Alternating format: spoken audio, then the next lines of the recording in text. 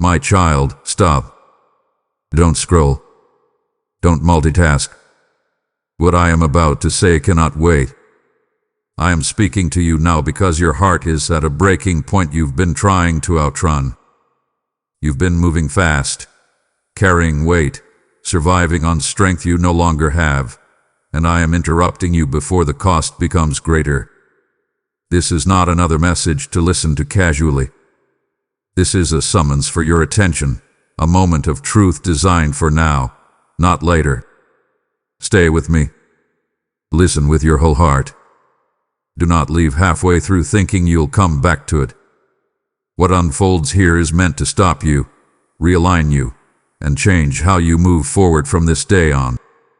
If you ignore this, you will return to the same exhaustion. But if you stay, everything shifts. My beloved child, I say this not with anger, not with impatience, but with a gravity born of love. Pause your hands. Still your thoughts. Let the noise around you fall quiet for a moment, because what I am about to speak cannot be woven into a distracted heart. I am calling you out of motion and into awareness. You have been moving for so long that stillness feels uncomfortable, even unsafe. Yet I tell you gently and firmly, the danger is not in stopping, the danger is in continuing without me.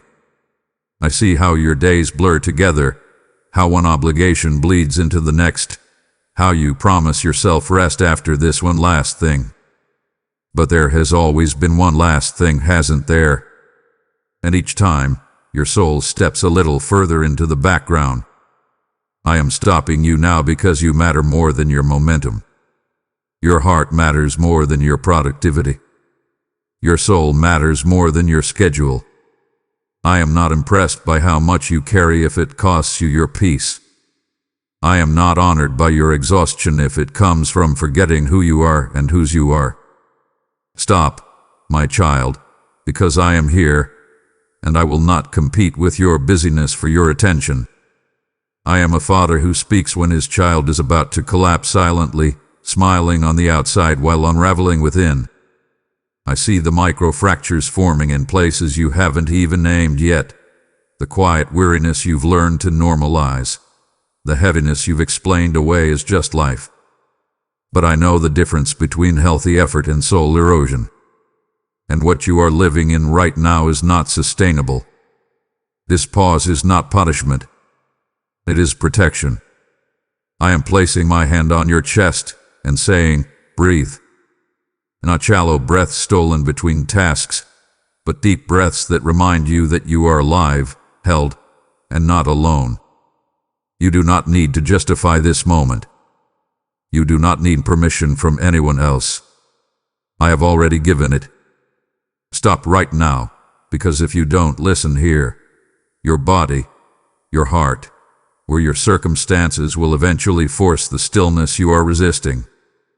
I would rather meet you here in grace than later in crisis. And as you stop, I want you to feel something you have been missing, my nearness. I have not been distant. I have been drowned out. Not by sin, not by rebellion, but by relentless motion. Even good things can become walls when they keep you from hearing my voice. You have mistaken urgency for importance, speed for progress, noise for purpose. But I do not shout to compete with chaos. I wait until my child finally stops long enough to notice that the ache they feel is not random. It is hunger. Hunger for alignment. Hunger for rest. Hunger for truth spoken without rush. This moment is not about fixing everything at once. It is about acknowledging that something needs attention now. You have felt it in your chest, that subtle tightening when you wake up already tired. You have felt it in your prayers, how words come out but feel thin, rushed, unfinished. You have felt it in your emotions, how patience wears thin faster than it used to, how joy feels muted, how even victories feel strangely hollow. That is why I say stop. Because if you keep going like this, you will keep mistaking survival for life. I am not calling you backward. I am calling you deeper. Deeper than performance. Deeper than appearances. Deeper than the version of you that has learned how to cope but forgotten how to commune. This pause is the doorway back to center. Back to listening. Back to remembering that you are not held together by your effort, but by my faithfulness. Let this moment land. Let it stretch. Let it feel unfamiliar if it must. I'm not in a hurry here. Eternity is not rushed, and neither is healing. Stay stopped a little longer. Let my presence settle. Let my words reach places you've kept guarded behind motion. This is only the beginning of what I want to say, but beginnings require stillness. So remain here with me, my child, and tell me, does this speak to your heart? My beloved child, let me say this slowly, clearly, and with weight so it settles deep within you. This moment is not an accident, not coincidence, not chance, not timing, not algorithm, not randomness. You did not wander here. You were led. Every step before this one, every delay, every detour, every pause that frustrated you, every moment that felt like wasted time was quietly bending toward this intersection. I have been guiding you more carefully than you realize, more intentionally than you could see, and far more patiently than you have given yourself credit for. You assumed you were drifting. I was directing. You thought you were killing time. I was aligning time. You believed you were behind. I was positioning you precisely where your heart would finally be ready to hear me. This is how I work, my child. I do not force. I draw. I do not shout over noise. I wait until the noise exhausts itself. I do not panic when you wander. I shepherd you gently until your soul slows enough to notice my hand has been on you all along. There are moments I allow to pass quietly, and there are moments I interrupt deliberately. This is an interruption, a holy one, a necessary one. You did not stop because you were disciplined. You stopped because I reached into your momentum and placed a weight on your spirit that said, "Pay attention." That stirring you felt was not curiosity. It was recognition. Something in you knew this was different before your mind could explain why. That is because your spirit recognizes my voice even when your thoughts are confused. You have been asking, sometimes out loud, sometimes only in the privacy of your heart, is any of this seen? Does any of this matter? Am I just drifting through responsibilities until I'm worn thin? And I answer you now without hesitation. I see you, and yes, this matters. This exact moment matters. I do not waste intersections. I do not squander attention. I do not speak casually. If I am interrupting you, it is because what I am about to reveal is weightier than what you were about to do next. Nothing you postponed to be here is more important than what is happening between us right now. You are not late to this moment. You arrived exactly on time, my time. And listen to me closely now, because repetition is mercy when truth must break through resistance. This is not an accident. I repeat it because your life has trained you to doubt significance. You have learned to minimize moments to protect yourself from disappointment. You have told yourself not to expect too much, not to read meaning into things, not to hope too boldly. But that instinct, though understandable, has also dulled your expectancy. It has taught you to shrug off divine nudges as coincidence and holy pauses as interruptions. Yet here you are unable to scroll past, unable to disengage, unable to dismiss what is happening inside you. That is because this moment carries intention. I have been arranging it through conversations that didn't go as planned, through doors that didn't open when you wanted them to, through fatigue that finally slowed your pace enough for you to notice your need. I allowed your strength to reach its limit not to shame you, but to reveal to you where your dependence had quietly shifted from me to yourself. You have been capable for a long time, responsible, reliable, heroic, and slowly, subtly, that strength became your safety net. Not because you rejected me, but because you adapted. And adaptation without reflection can slowly drift into independence without intimacy. So I arranged this moment, not as a rebuke, but as a recalibration. I am not tearing anything down. I am realigning what has leaned too far on your own effort. You were not wrong to try. You were not foolish to push forward. But you were never meant to do it alone. This is the moment where you stop calling survival normal and start recognizing that something sacred is unfolding. I am reminding you that your life is not a series of random events stitched together by chance, but a story authored with intention, shaped with care, and overseen by a father who never takes his eyes off his child. Let that truth settle. Let it repeat itself in you until it feels sturdier than your doubts. This is not an accident. You are not overlooked. You are not off track. You are not late. You are here because I wanted you here. So stay with me as we move forward, because now that you know this is intentional, what comes next will require your trust. I am not finished speaking, and you are not finished listening. This moment is the doorway, not the destination. And as we step through it together, I want you to carry this truth like an anchor. Nothing about your presence here is random. You are exactly where you need to be. And I am exactly who you need me to be, right now. My precious child, let me speak to what you have been carrying, because I see it. Not vaguely, not from a distance, not in theory. I see it with the intimacy of a father who knows the inner weather of his child's heart. I see the weight you wake up with and the weight you lie down with. I see the responsibilities that sit on your chest before your feet ever touch the floor.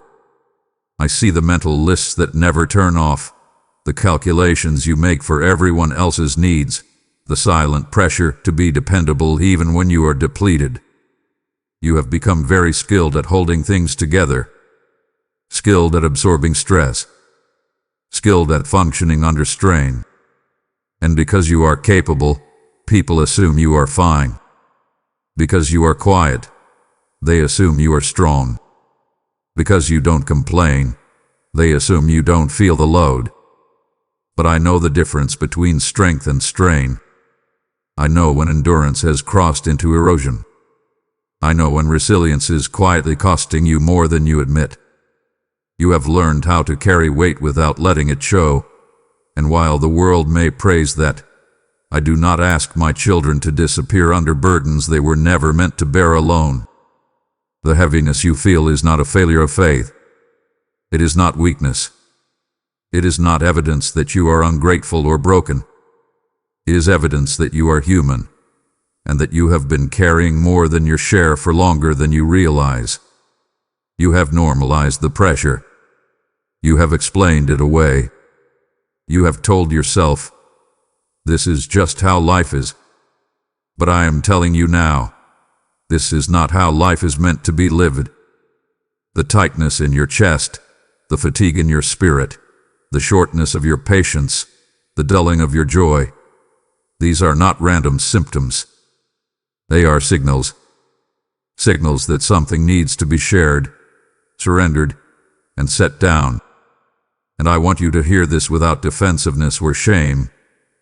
I am not disappointed in you for carrying so much.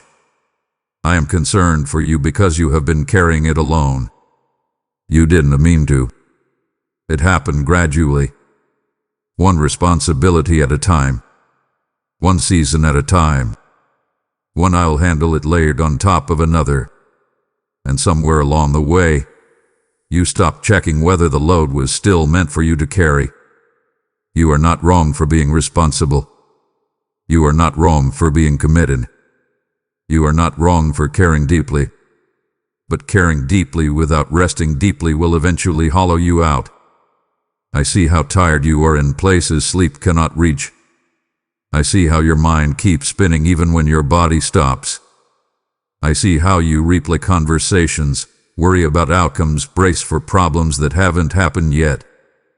I see the emotional labor you perform quietly, the way you absorb other people's moods, expectations, and disappointments without complaint. And I see how rarely you ask who is carrying me. That question matters, because even the strongest child still needs to be held. Even the most capable heart still needs rest.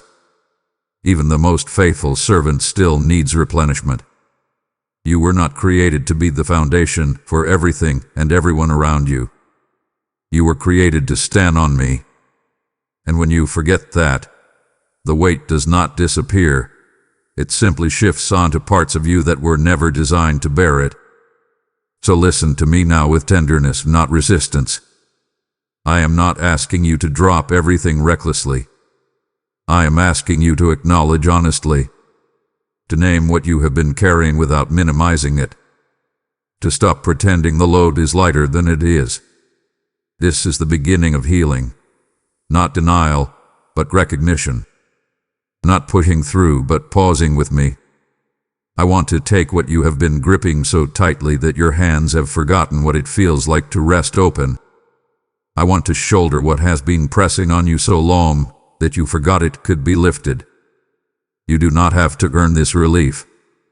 You do not have to explain it away. You do not have to justify your exhaustion. I already see it. And because I see it, I am inviting you to let me carry it with you, starting now. There is more I want to show you, and it begins by setting down what was never meant to crush you. My beloved child, I must now speak to what that weight has done to you, because you have been running on empty longer than you are willing to admit. Not empty in the obvious ways, not collapsed or broken on the outside, but empty in the quiet places where no one else looks. Empty in the margin where joy used to breathe. Empty in the inner chambers where hope once rested easily instead of being rationed. You have learned how to keep going without being filled, how to function without being fueled, how to smile without being sustained. And at first, it felt noble. It felt responsible. It felt like maturity. But over time, it has cost you more than you realized.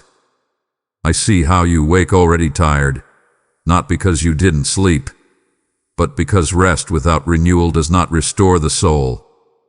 I see how even good things feel heavy now, how responsibilities that once energized you now drain you, how your reactions surprise you because they are sharper, flatter, thinner than you remember being. This is not because you are failing. It is because reservoirs that are never replenished eventually run dry. You were never designed to live on reserves alone. You were never meant to survive on yesterday's strength, yesterday's faith, yesterday's encounters with me. Daily bread was always my design, not occasional crumbs grabbed between obligations. Yet you have been living as though you can stretch what was meant to be renewed.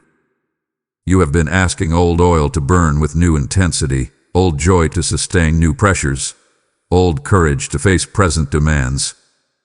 And you wonder why the flame flickers. You wonder why your passion dims. You wonder why everything feels harder than it used to. My child, nothing is wrong with you. You are simply exhausted in places you've ignored for too long. And I want you to hear this clearly, without defensiveness, without guilt, without the urge to justify yourself. Running on empty does not make you strong. It makes you vulnerable. Vulnerable to resentment, vulnerable to despair, vulnerable to numbness, vulnerable to believing lies that would never convince you if you were rested and rooted. When you are empty, everything feels louder, heavier, more urgent than it truly is. When you are empty, even small disappointments feel catastrophic, even minor conflicts feel overwhelming, even gentle corrections feel like attacks. This is why I am stopping you. This is why I am slowing you down. Because an empty soul is easily misled, not because it lacks faith, but because it lacks fuel. I see how you keep telling yourself, just a little longer. Just get through this season. Just finish this task. But seasons stack. Tasks multiply. And postponing replenishment does not buy you time. It borrows against your future. I am not asking you to abandon responsibility. I'm asking you to stop pretending that responsibility can replace relationship. You cannot live on duty alone. You cannot thrive on obligation. You cannot sustain love, patience, creativity, or compassion when your inner well has run dry. I did not design you to be a machine that performs endlessly without pause. I designed you to be a living soul that breathes, receives, and responds. And when you cut yourself off from receiving, you eventually lose the capacity to respond with grace. This is not a rebuke. It is a diagnosis spoken with compassion. You have been faithful, but you have also been fatigued. You have been consistent, but you have also been depleted. And I am not asking you to push harder. I am inviting you to come closer. So listen now as I speak life where you have been surviving. You do not need to earn replenishment. You do not need to prove you are worthy of rest. You do not need to justify your need to be filled again. I am the source, not the reward. I do not wait for you to collapse before I offer renewal. I offer it now because I see the signs early. I see the subtle dulling of wonder. I see the quiet withdrawal of delight. I see the way you rush through moments that were meant to be savored. This is me calling you back to the well before thirst becomes desperation. Come to me not as a servant checking in, but as a child coming home. Let me refill what has been drained. Let me restore what has been spent. Let me breathe into places you didn't even realize had gone dry. You do not have to stay empty. You do not have to keep running like this. Let this truth repeat until it sinks deep. You were not created to run on empty, and you do not have to anymore. My precious child, I must speak plainly, firmly, and lovingly, because clarity is kindness when confusion has lingered too long. Hear me clearly, not through the filter of fear, not through the echo of past disappointments, not through the voice of pressure that has followed you for years. Hear me clearly now. I am not condemning you. I am not disappointed in you. I am not standing over you with crossed arms, measuring your failures or tallying your shortcomings. That voice you sometimes hear, sharp, accusing, impatient, that is not mine. I do not motivate my children through shame. I do not guide through fear. I do not correct by crushing. I am a father, not a taskmaster. And if you have been hearing my invitation as accusation, my correction as rejection, my pause as punishment, then something had been lost in translation.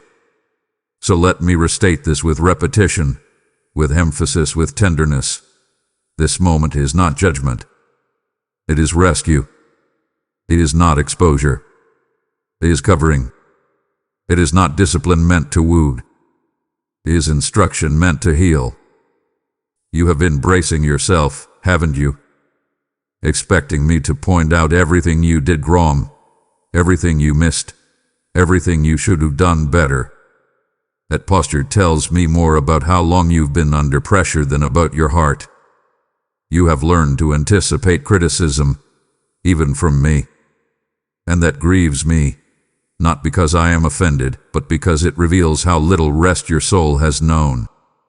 A child who expects punishment instead of care has been carrying too much alone for too long. Hear me clearly, my child. I am speaking to you now because I love you, not because you failed. I am interrupting you now because you are valuable, not because you are careless. I am slowing you down because I want you whole, not because I am displeased. The urgency you feel in my voice is not anger. It is concern. It is the urgency of a father who sees his child nearing a breaking point they refuse to acknowledge. It is the urgency of love that refuses to stay silent while damage accumulates quietly. You have misunderstood my patience as distance, my silence as absence, my restraint as disinterest. But I have been near the whole time, watching carefully, waiting wisely, speaking when your heart would finally be ready to hear without defending itself. And now that you are listening, now that you have stopped long enough to feel what you've been carrying, I need you to let go of the idea that this conversation is about correction alone. It is about connection. I am not here to lecture you. I am here to reach you. I am not here to list your mistakes. I am here to remind you of your identity. You are my child before you are anything else. Before you are responsible. Before you are capable. Before you are strong. And nothing, not your fatigue, not your frustration, not your questions, has changed that. So as we move forward, I need you to adjust how you listen. Do not listen as someone awaiting a verdict. Listen as someone being guided home. Do not flinch at my words. Let them settle. Let them heal. Let them reorder what has been twisted by stress and self-reliance. I am going to speak truth that challenges you, yes, but never truth that abandons you. I am going to ask you to release things you've held tightly, but only because I intend to give you something better in return.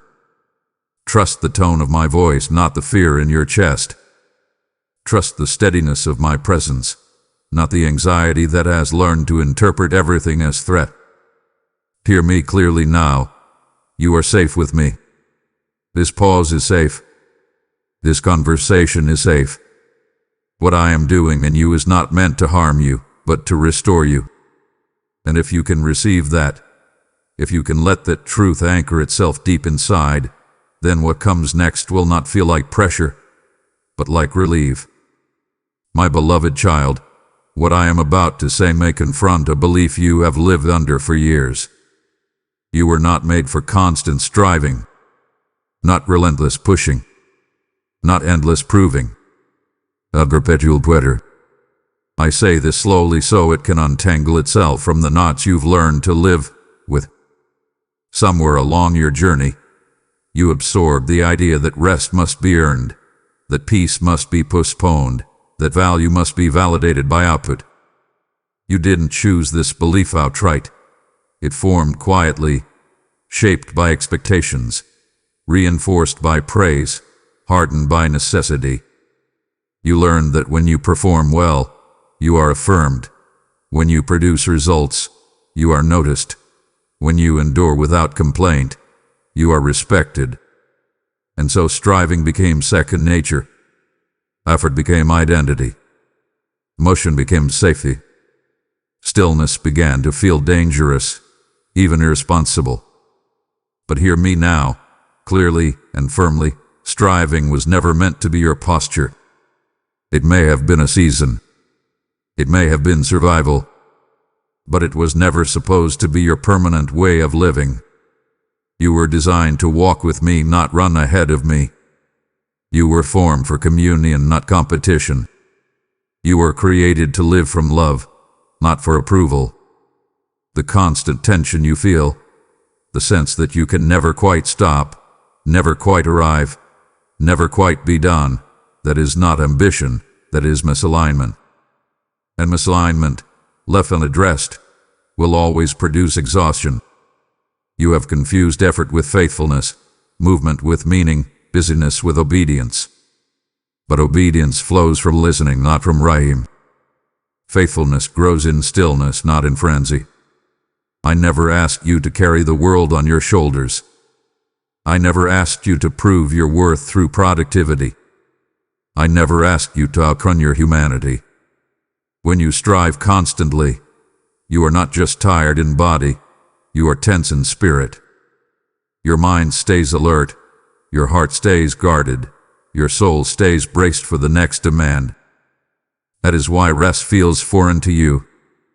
That is why slowing down makes you uneasy, because striving trains you to equate stillness with vulnerability. But I tell you this with deep tenderness. You are safest when you are at rest in me. Striving disconnects you from presence. It pulls you into the future, into what if and what's next and what else, until you forget to inhabit the moment where my grace actually meets you. Grace does not wait for you at the finish line of your effort. Grace meets you right where you are, breathing, listening, receiving. I am not asking you to stop caring. I am asking you to stop carrying what was never yours. I am not calling you into passivity. I am calling you into alignment. There is a difference between purposeful movement and frantic striving. One is led. The other is driven. One produces fruit. The other produces fatigue. So let me gently dismantle the lie that has kept you running. You do not fall apart when you stop striving. You begin to heal. The fear that everything will collapse if you rest is not wisdom. It is evidence that you've been holding things together in your own strength for too long. You are not the foundation. I am. And when you finally let the truth move from concept to practice, from belief to behavior, something will loosen inside you. You will realize that the world does not end when you pause, that love does not disappear when you slow down, that provision does not evaporate when you release control. I have been sustaining you even while you were striving. Imagine what I can do when you finally trust me enough to rest. This is not about doing less. It is about being rooted. Roots grow in stillness, underground, unseen. And strong roots make steady lives. Let this truth sink deep. You were not made for constant striving. You were made for connection, for communion, for a pace that allows you to hear my voice, feel my presence, and recognize my hand. Let this become not just something you hear, but something you begin to live. My precious child, I need to speak directly to the fear underneath it, because I know what you're afraid of. You may not have named it clearly, but I see it. I feel it. I understand it. You are afraid that if you stop, everything will unravel. That if you slow down, you will fall behind. That if you rest, you will be forgotten. That if you let go, you will lose what you worked so hard to hold together. This fear has been whispering to you for a long time, hasn't it? Not loudly, not dramatically, but persistently. It shows up as urgency and pressure, as that constant inner voice that says, just a little more. Yes, push through. You can rest later. It disguises itself as responsibility, as wisdom, as realism. But at its core, it is fear, fear of loss, fear of failure, fear of being exposed, fear of being unnecessary. And I do not shame you for this fear. I want you to know that before anything else, fear does not disqualify you. It reveals where you need reassurance, where trust has been stretched thin by life's demands. You learn this fear honestly, through experiences where letting your guard down cost you, through moments when no one showed up and you had to carry everything yourself, through seasons when stopping meant falling behind, and rest was a luxury you couldn't afford. I know. I was there. I saw how you learned to stay alert, to stay ready, to stay in control because control felt like safety. But hear me now, because this is crucial. What protected you in one season can imprison you in another. You are no longer where you were when that fear took root. But fear does not update itself automatically. It lingers, repeating old warnings in new circumstances. And so even now, when rest is possible, fear tells you it is dangerous. Even now, when support is available, fear tells you not to rely on it. Even now, When I am inviting you to release control, fear tells you everything will fall apart without your grip. But I need you to look at me, not at the imagined disasters your mind keeps rehearsing. I am not asking you to step into chaos. I am asking you to step into trust. And trust always feels risky to a heart that has learned to survive by control. You are afraid that if you stop managing everything, you will be disappointed again. Afraid that if you hope, you will be let down. Afraid that if you rest, you will lose momentum you can't get back. But listen to me carefully. I am not asking you to abandon wisdom. I am asking you to abandon fear as your guide. Fear is loud, but it is not wise. Fear is urgent, but it is not truthful.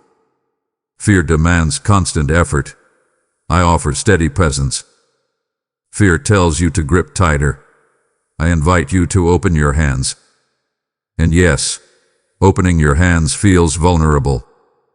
But vulnerability in my presence is not danger, it is safety. So let me speak directly to the fear that has been driving you. You will not fall apart if you stop. You will not be forgotten if you rest. You will not lose your place if you trust me with the pace of your life. I am not waiting for you to fail so I can step in. I am inviting you to rest so I can lead. There is a difference.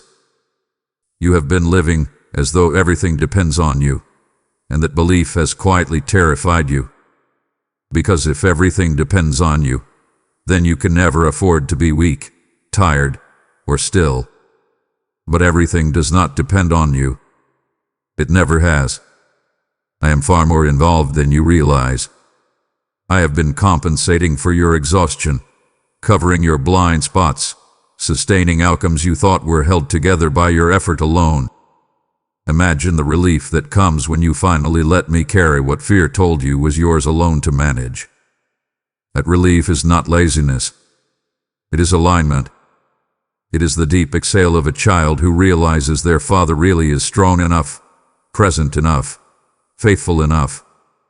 I know what you're afraid of, my child. And I am not dismissing it. I am replacing it with truth, with assurance, with my presence. Let the fear loosen its grip as my peace takes its place. We are not rushing forward yet. There is still more I want to show you. My beloved child, this is where many hearts misunderstand me and quietly drift into sorrow. The silence you feel is not abandonment. I repeat it because silence has frightened you, confused you, and tempted you to fill the gaps with conclusions that were never true. You have learned to associate silence with absence because people disappeared when they stopped speaking, promises faded when words stopped coming, and reassurance vanished when voices grew quiet. So when you did not hear me the way you expected, when prayers seemed to echo instead of return, when answers did not arrive on your timeline, you assumed distance. But I have never stepped away from you. I have never withdrawn my presence. I have never gone silent in indifference. My silence has always been intentional, always purposeful, always wrapped in care. There are times I speak loudly to get your attention, and there are times I grow quiet to draw you closer. Silence is not rejection. It is invitation. Silence is where trust is refined, where faith matures beyond dependence on constant reassurance. I know how uncomfortable that feels to you. I know how quickly your mind begins to interpret quiet as disapproval, delay as denial, stillness as neglect. But listen to me now with openness. I do not abandon my children in silence. I stay nearer than ever, watching how they respond when they can no longer rely on noise to feel secure. Silence exposes what noise has been covering. It reveals where you lean when certainty disappears. And I have been watching you, not with disappointment, but with compassion, as you wrestle in the quiet, trying to decide whether to trust my heart when you cannot hear my voice clearly. You thought my silence meant you were on your own. You thought it meant you had done something wrong, missed something important, failed some invisible test. But my child, I am not a father who disappears when his child struggles. I am not offended by your questions. I am not threatened by your doubt. I am not distant because you are weak. In fact, my silence often comes when I am doing the deepest work, work that words would interrupt, work that explanations would cheapen. Some things must be learned in stillness. Some truths can only take root when you stop demanding constant confirmation. You have asked me for clarity, for direction, for reassurance, and I have heard every prayer.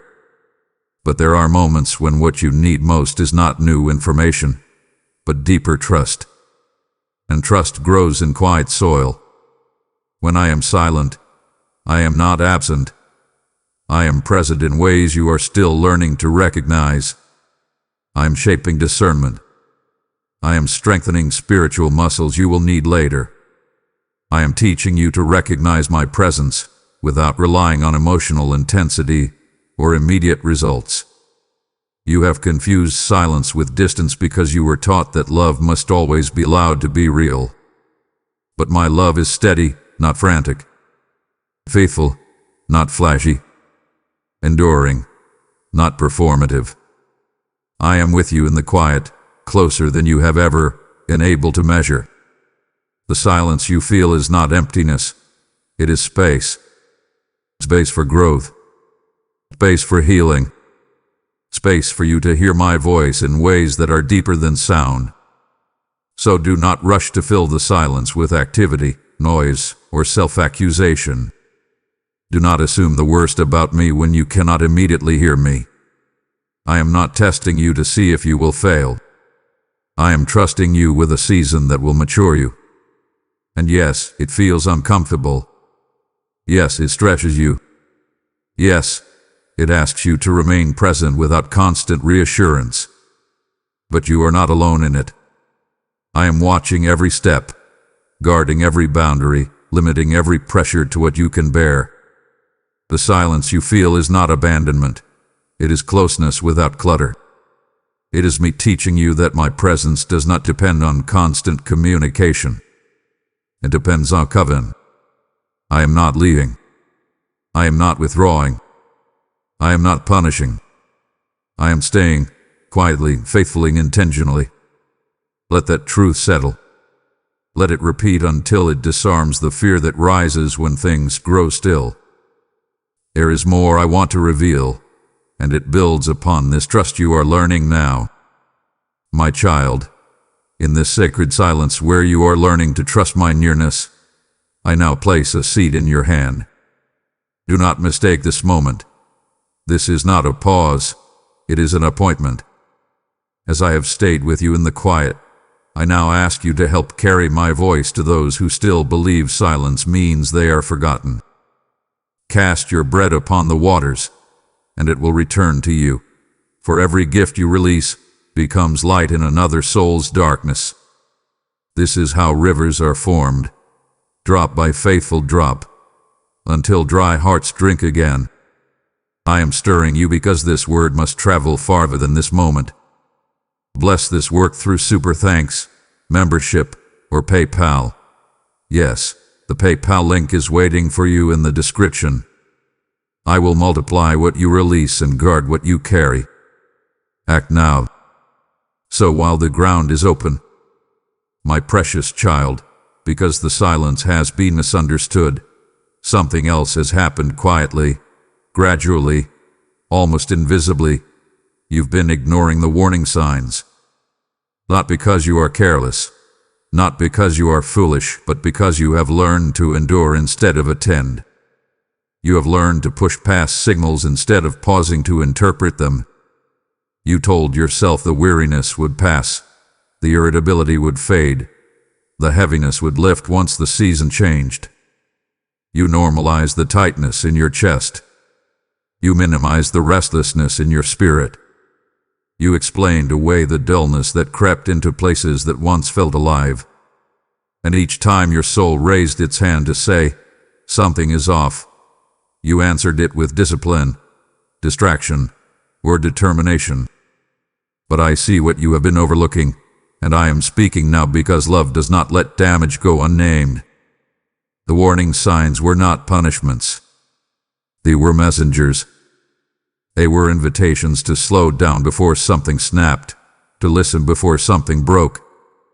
Fatigue was speaking. Frustration was speaking.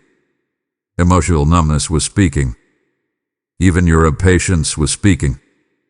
But you treated those voices like obstacles to overcome instead of information to honor. My child, your body and your soul are not enemies of your purpose. They are instruments of discernment. When they signal distress, it is not rebellion, it is communication. And I am answering that communication now. You told yourself you did have time to stop.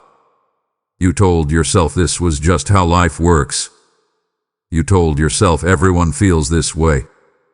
But I never designed you to live in a constant state of depletion. When joy fades, when peace thins, when rest feels unreachable, something is out of alignment. That does not mean you are failing. It means something needs attention. Warning signs are mercy. They arrive early so disaster does not have to. But endurance culture taught you to ignore them, to override your limits, to celebrate pushing through pain without asking what the pain is trying to teach you. I am not impressed by how much you can withstand if it costs you your health, your tenderness, your connection with me. I do not ask my children to martyr their inner lives for the sake of productivity. The headaches, the sleepless nights, the short fuse, the loss of wonder. These were not random. They were whispers growing louder, asking you to come back to center. And because you did not stop then, I am stopping you now. This is not escalation. It is intervention. I intervene early because I love deeply. I interrupt before collapse. I speak before crisis. And I am doing that with you now. So let us name what you have been ignoring without shame. The warning signs do not accuse you. They guide you. They tell you when you are living out of rhythm, when your pace has outgrown your capacity, when your spirit is being starved by constant output. You do not have to be afraid of these signs. You do not have to silence them. You do not have to prove you are stronger than them. You need to listen. Listening is wisdom. Listening is humility. Listening is how healing begins. I am not calling you weak for feeling the strain. I am calling you wise enough now to respond. This moment is your chance to interpret the signs correctly, to see them not as inconveniences but as care. I have been communicating with you through your exhaustion, through your restlessness, through your dissatisfaction with just getting by. And now I am speaking plainly so nothing is lost in translation. Do not ignore what your life is telling you. Do not override what your soul is signaling. Come back to me with what you've been carrying, what you've been suppressing, what you've been enduring in silence. This is the turning point where warning becomes wisdom and strain becomes surrender. My beloved child, what is happening right now is not merely a pause. It is a divine interruption. I repeat it so it cuts through every excuse, every rationalization, every urge you have to return to what feels familiar. This is not a disruption meant to inconvenience you. It is an intervention designed to preserve you. I have stepped directly into the flow of your momentum because momentum without direction eventually becomes danger. You are moving fast. Fast enough to outrun reflection. Fast enough to silence discomfort. Fast enough to delay truth. And because I love you, I would not allow that speed to carry you past the place where your soul needed attention. This interruption is deliberate, decisive, and drenched in mercy. I am not merely slowing you down. I am reclaiming your attention. I am drawing a bold line across your path and saying, not like this. Not anymore. You may have thought interruptions only come through crises, breakdowns, or loss, But sometimes the most loving interruption is a voice that stops you before those things are necessary. I do not delight in watching my children learn through pain when they can learn through presence. So I interrupt. I step in. I speak now. This moment is not random. It is strategic. It is surgical. It is my hand gently but firmly pressing against your chest, saying, "Look at me. Listen to me. Let me realign you before you go any further." You have been interpreting interruptions as obstacles your whole life. Every delay frustrated you. Every pause annoyed you. Every unexpected stop felt like resistance. But what if those interruptions were actually protection? What if the things that slowed you were the very things that saved you? I have interrupted storms before, not because they were loud, but because they threatened what I love. I interrupt patterns when they harden into prisons. I interrupt rhythms when they begin to erode life instead of sustaining it. And I am interrupting you now because you were about to carry a version of exhaustion into a future that requires clarity, peace, and wholeness. This interruption is not about what you were doing wrong. It is about where you were headed tired. I am not removing purpose. I am restoring posture. You cannot hear me clearly when your life is constantly in motion. You cannot discern my guidance when urgency dictates every decision. This interruption is me saying, before you move forward, you must come inward. Before you act again, you must listen. Before you give more, you must receive. I am interrupting your autopilot because autopilot was taking you further from presence. And presence, not productivity, is where transformation happens. So do not rush past this interruption. Do not label it inconvenient or unnecessary. This is the place where things shift quietly but permanently. This is where patterns break. This is where cycles end. This is where you learn that stopping does not mean losing ground. It means finding it. Let this interruption do its work. Let it expose what speed has hidden. Let it soften what pressure has hardened. Let it teach you that my voice is worth stopping for. You are not falling behind by being here. You are catching up to yourself. And more importantly, you are reconnecting with me. Do not hurry to explain it away. Something sacred is unfolding, and it requires your attention now. My precious child, every interruption has a purpose, and this one is calling you back to the center. The place you have slowly drifted from without realizing it. Not because you stopped loving me, not because you rebelled, not because you chose darkness, but because life demanded so much of you that you began to live from the edges instead of the core.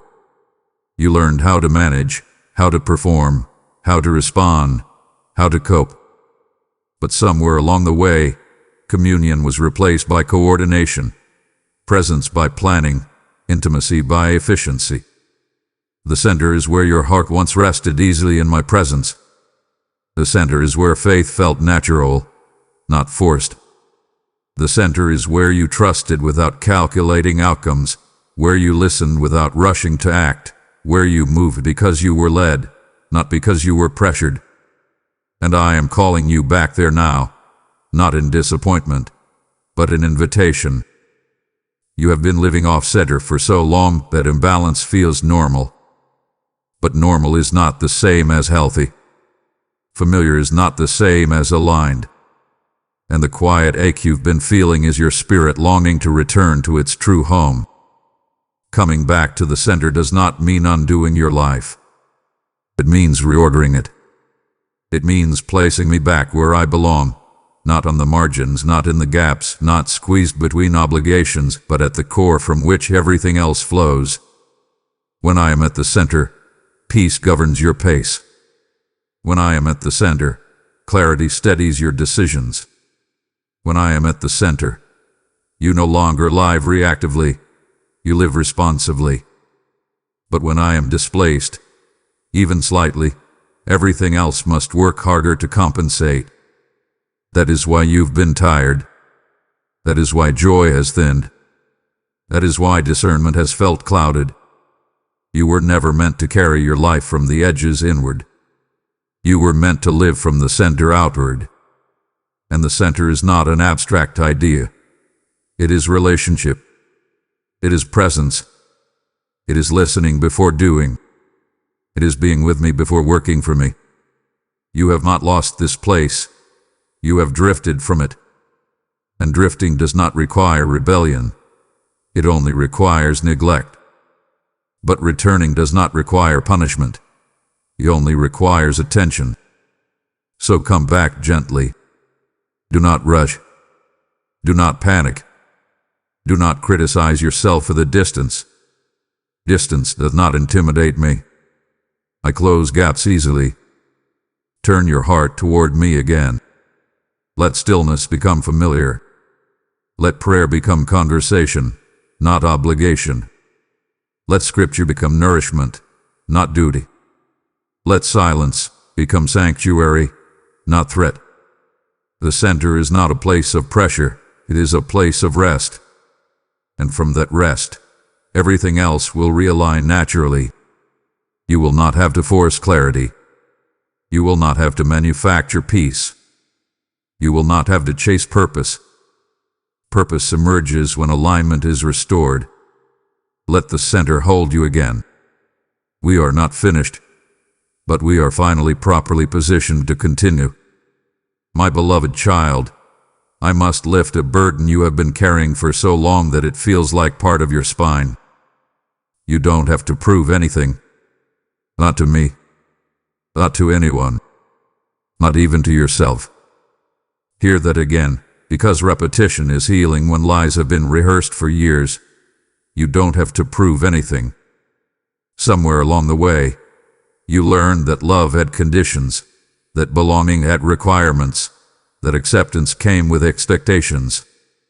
You learned to earn affirmation through achievement, to secure approval through usefulness, to protect connection by being indispensable. And so you became skilled at anticipating needs, skilled at exceeding expectations, skilled at being the one people rely on. But beneath that skill grew a quiet anxiety. If I stop producing, will I still matter? That question has driven more of your choices than you realize. It has kept you alert, busy, and constantly evaluating your worth through output. You have mistaken being needed for being loved and being praised for being known.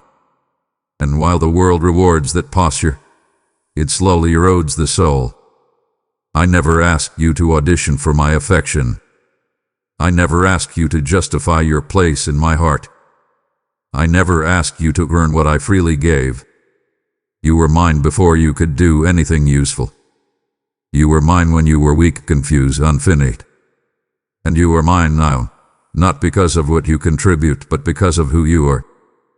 This truth may feel unfamiliar because proving has become your reflex. When things go quiet, you look for something to fix. When affirmation fades, you look for something to accomplish. When insecurity rises, you look for something to do. But hear me clearly. Proving is not faithfulness. It is fear in disguise. And I am inviting you to lay it down. You have lived as though rest must be justified and peace must be postponed until you've done enough. Enough work. Enough sacrifice. Enough progress. But enough is a moving target when it is defined by fear. Fear will always raise the bar. Fear will always ask for one more thing. Fear will never say, you can stop now. That is why you have felt perpetually behind, perpetually pressured, perpetually evaluated, even when no one else was evaluating you. But I am not grading you. I am not tallying your performance. I am not waiting for you to impress me. I am inviting you to abide with me. Abiding does not require proving. It requires presence. When you finally stop trying to earn what has already been given, something deep inside you will unclench. You will realize that love is not fragile, that belonging is not temporary, that your value is not negotiable. I see how exhausting it has been to carry the silent expectation that you must always be on, always strong, always progressing. I see how that pressure has followed you into prayer, into relationships, even into rest. You rest with one eye open, one thought racing, one hand still gripping control. But rest that still tries to prove is not rest. It is recovery delayed. I am calling you into a rest that does not explain itself, a rest that does not apologize, a rest that trusts me enough to be still without justification. So let me speak freedom over you now. You do not need to prove your faith by burning yourself out. You do not need to prove your calling by constant activity. You do not need to prove your worth by endless giving. You are already enough because I say you are. And my word does not fluctuate with your performance. Let this truth become louder than the old scripts in your mind. Let it repeat until it reshapes how you live. You are loved without proving, accepted without earning, secure without striving. Let me retrain your heart to live from identity instead of insecurity. We are not moving forward yet, because this truth must take root if the next steps are to be walked in peace. My precious child, now that you know you don't have to prove anything, I invite you into something sacred, something simple, something you have postponed for far too long. Lay the burden down, not later, not gradually, not once everything is resolved. Lay it down now. You have been carrying weight that was never meant to rest on your shoulders, weight of responsibility, weight of expectation, weight of unanswered questions, weight of other people's emotions, outcomes, and futures. You carried it because you care. You carried it because you felt there was no one else to carry it. You carried it because you believed strength meant silence. But strength without surrender eventually becomes strain. And strain, left unaddressed, becomes suffering. I am not asking you to deny reality. I am asking you to release ownership of what was never yours to control. The burden you carry has names, decisions you can't predict, problems you can't solve, outcomes you can't guarantee. You replay them in your mind, rotate them in your heart, rehearse them in your prayers, and still they remain heavy. That is because burdens do not lighten by analysis. They lighten by transfer. You were never meant to carry them alone. I have been walking beside you, waiting for the moment you would finally set them down, not because I was unwilling to help, but because love does not force release. It invites it. You have feared that if you lay the burden down, you are being irresponsible. That if you release it, you are giving up. That if you stop carrying it, something terrible will happen. But hear me now. Surrender is not negligence. Surrender is trust. And trust is not passive. It is profoundly active. It requires humility. It requires faith. It requires the courage to admit that control has limits and that those limits are not a flaw, but a design. I did not create you to be omnipotent. I created you to be dependent. Dependent on me. And dependence is not weakness, it is alignment. You have been holding tension in your body, in your thoughts, in your spirit, because you have been acting as though the future rests on your vigilance. But the future rests on my faithfulness. I do not ask you to carry tomorrow. I ask you to walk with me today. The burden you are carrying is not making you more prepared. It is making you more tired. And tired hearts struggle to hear, to discern, to hope.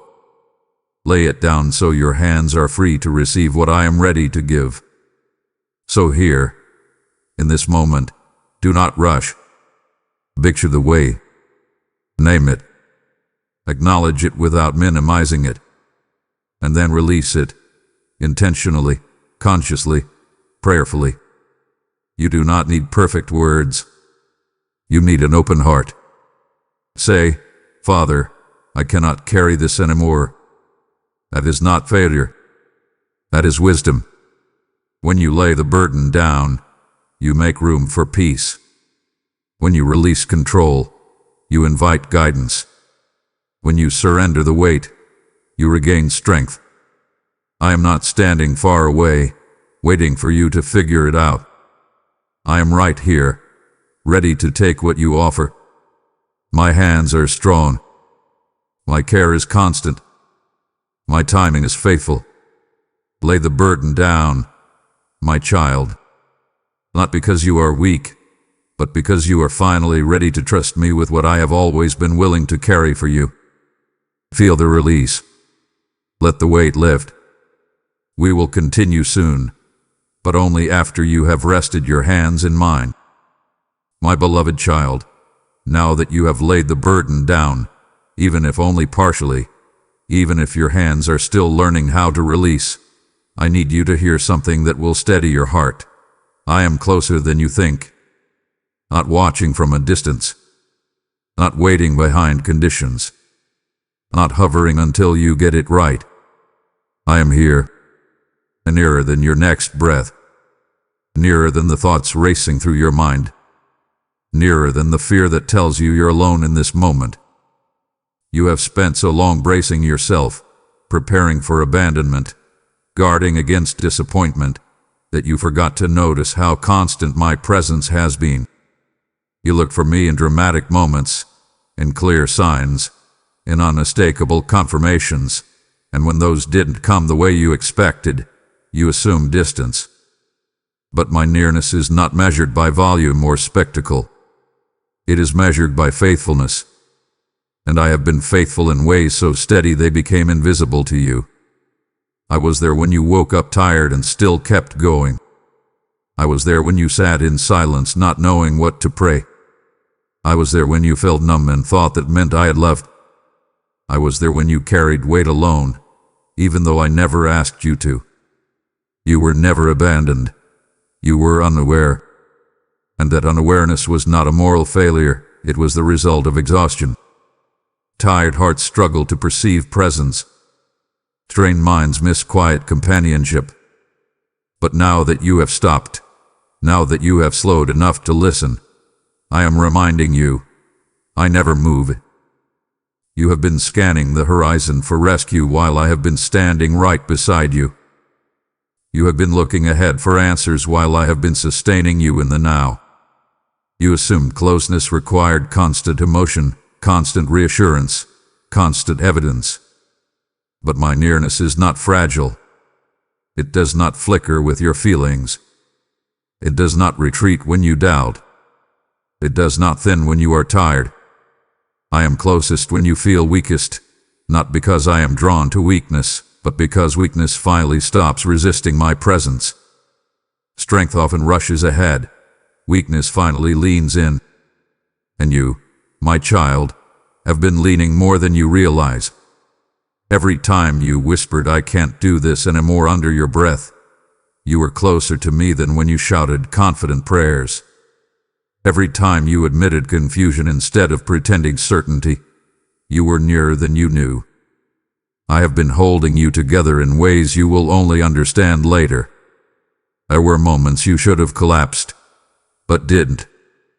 Moments you should have broken, but endured. Moments you should have given up, but stayed.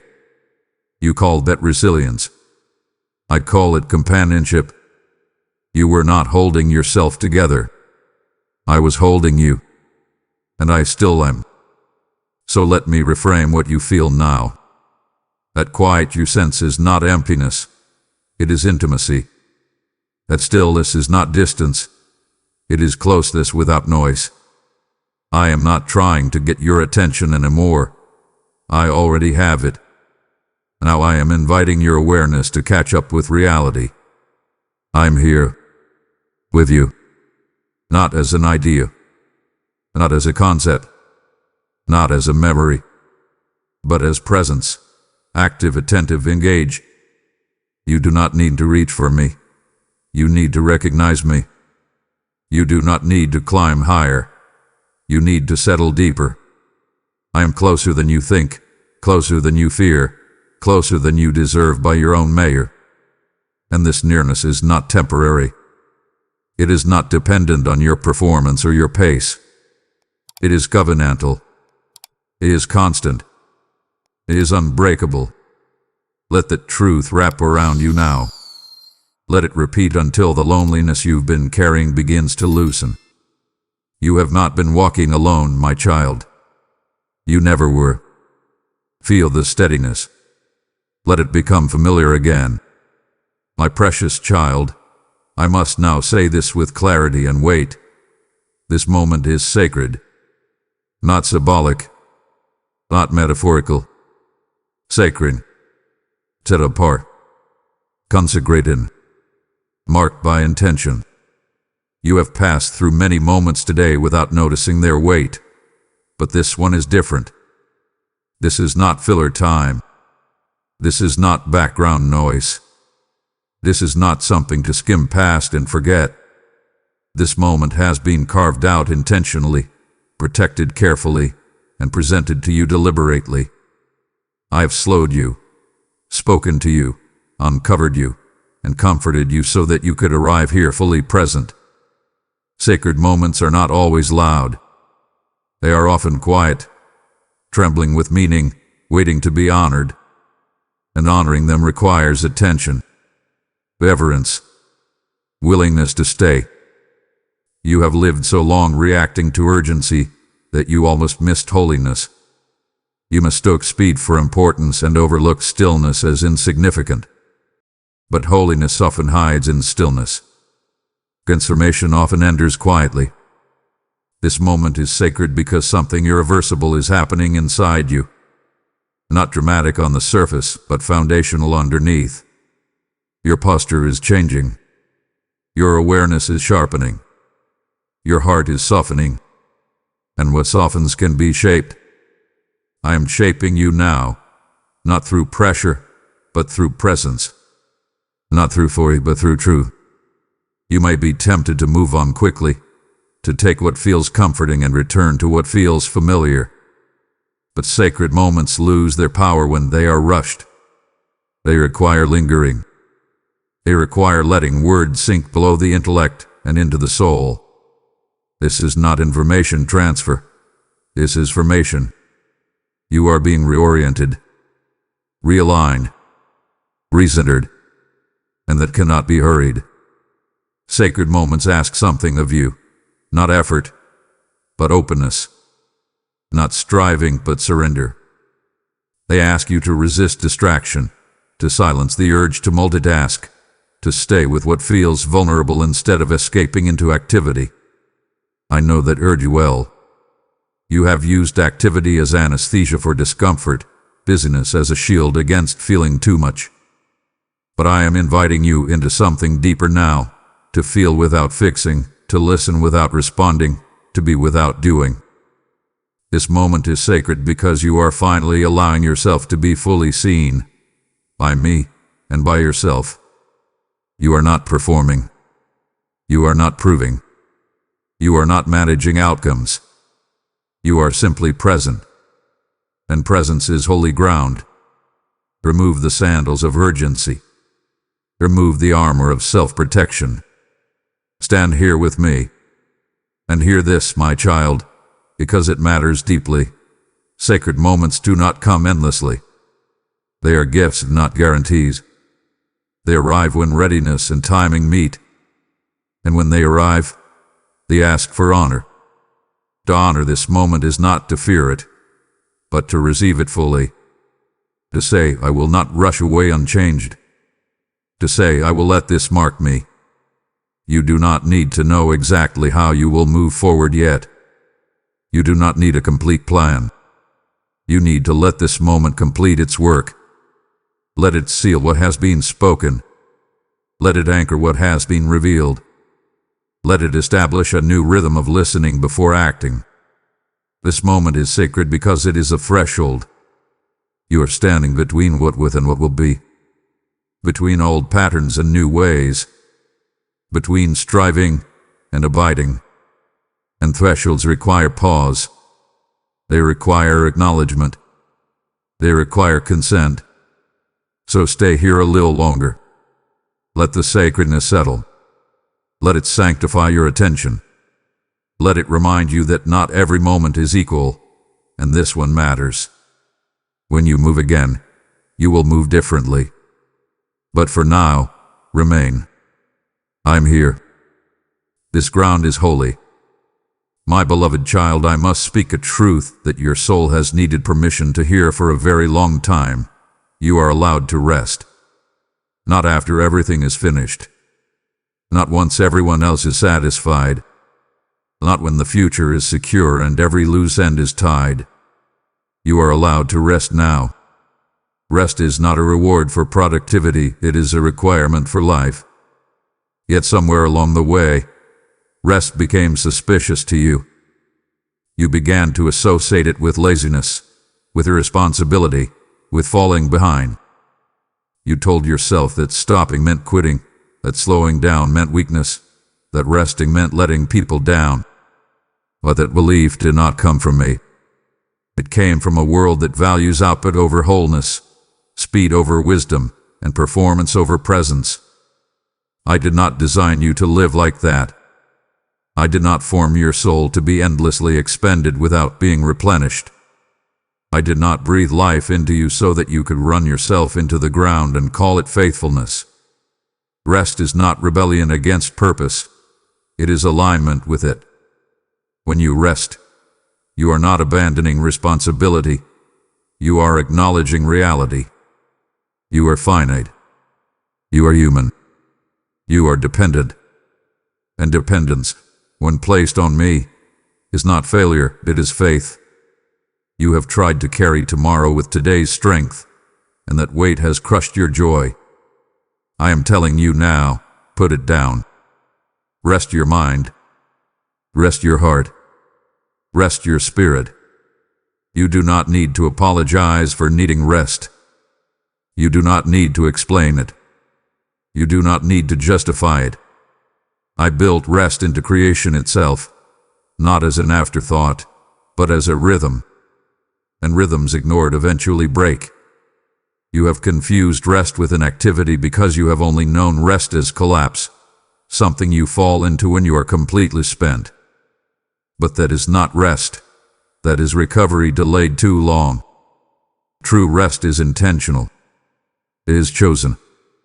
It is an act of trust. It says, I believe that God is still working even when I stop. And that belief is difficult for you, isn't it? Because you have lived as though everything depends on your vigilance. As though if you are not constantly attentive, something will go wrong. As though if you do not hold everything together, it will fall apart. But I am asking you to confront that belief honestly, because it has been exhausting you. You are not the glue holding your world together. I am. And when you rest, you are not abandoning your post. You are returning to your rightful position as a child, not a savior. You were never meant to be the source. You were meant to be the receiver. And receiving requires stillness. It requires openness. It requires rest. I see how your body hath been signaling this need. The tension you carry. The shallow breathing. The way your shoulders stay raised even when you are alone. These are not random. They are the physical language of a soul that has forgotten how to rest without guilt. I am retraining you now. Teaching you that rest is not something you sneak into your life when no one is watching. It is something you honor because I command it for your good. So let me say this plainly, with authority and compassion. I give you permission to rest. More than that, I invite you. I command you. Because without rest, everything else I give you will be distorted by exhaustion.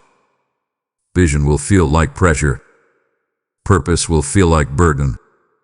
Calling will feel like obligation. But when you rest, clarity returns. Joy resurfaces. Discernment sharpens. You begin to move again, not from panic, but from peace. Rest does not make you fall behind. It recalibrates your pace so you can endure. Let your breathing slow. Let your thoughts settle. Let your body believe what your spirit is learning. You are allowed to rest. And when you do, you will discover that I have not stopped working, not even for a moment. Beloved, as you rest in my permission and lay down the weight you were never meant to carry, hear me clearly. This rest is not passive, it is powerful. When you give from peace instead of pressure, your offering becomes manna for weary souls who have not yet found rest in me. Those who sow in peace will reap in joy, and I am breathing on every seed released in obedience right now.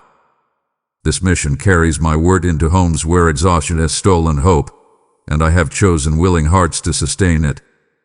Let your giving flow like oil, quiet, steady, and full of healing power. Support this work through Super Thanks, membership, or PayPal. The PayPal link is in the video description. I bless your rest and your release together. Give now, and watch peace multiply. My precious child, I must address a wound you have been quietly carrying, one that colors how you interpret everything else. You haven't failed. I know that word echoes loudly in your mind. Failed expectations. Failed plans. Failed timelines. Failed versions of yourself you thought you should have become by now. You look back and measure your life against what you imagined it would be, and the gap feels heavy. Regret has whispered to you in the quiet moments, telling you that if you had chosen differently, moved faster, known more, tried harder, you would be somewhere else by now. But hear me clearly, because this belief is weighing you down unjustly. Delay is not failure. Struggle is not failure. Rest is not failure.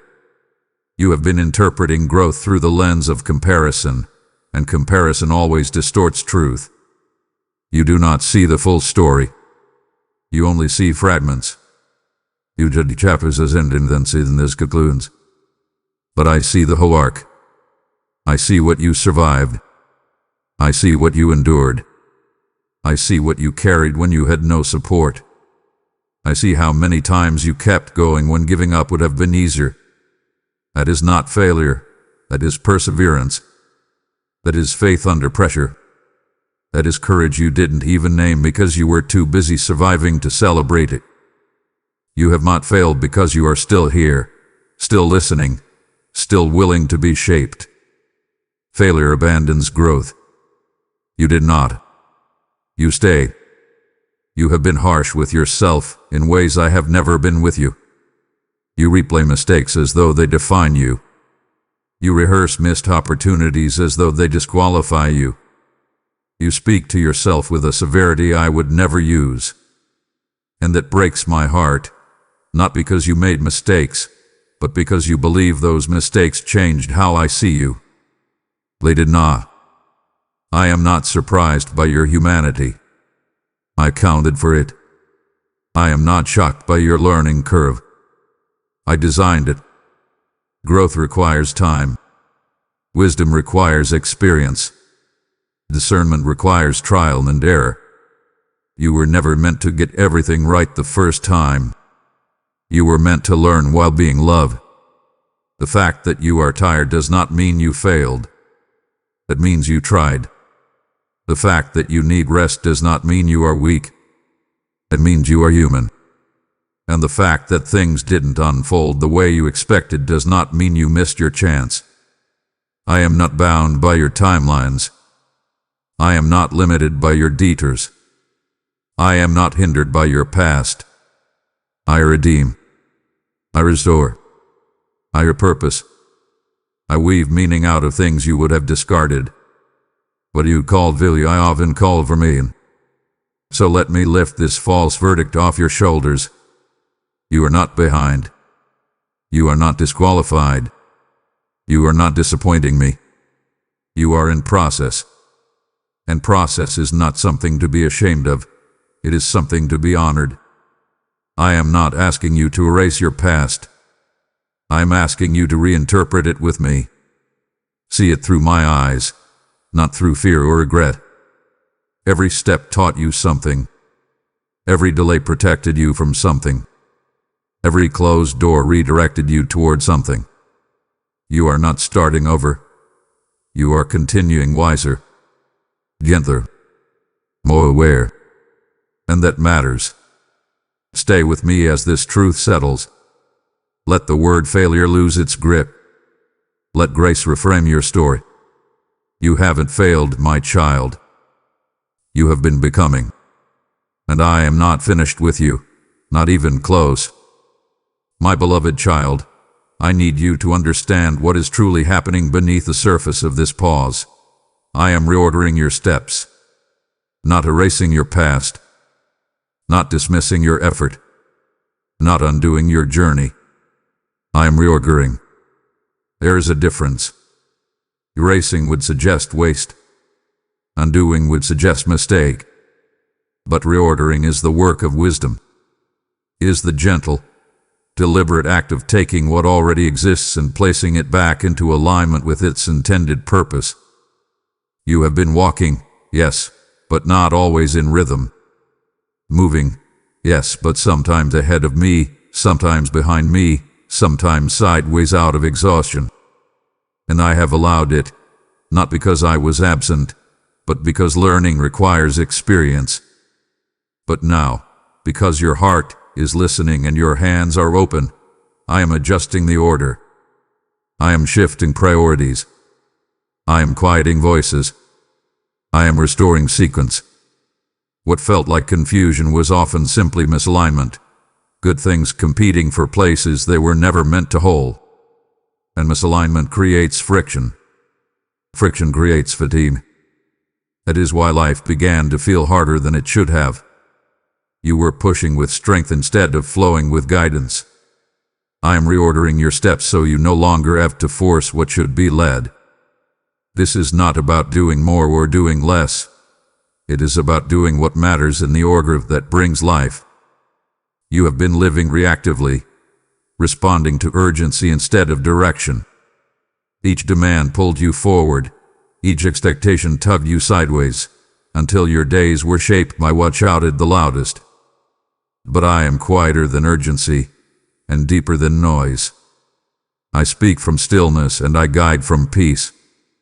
When you move in my order, effort feels lighter even when responsibility remains. When you walk in my order, clarity replaces chaos, and discernment replaces pressure. You have been asking me to bless your plans, when what you needed was to receive my sequence. Order is not restriction. It is freedom. A river flows freely because it has banks.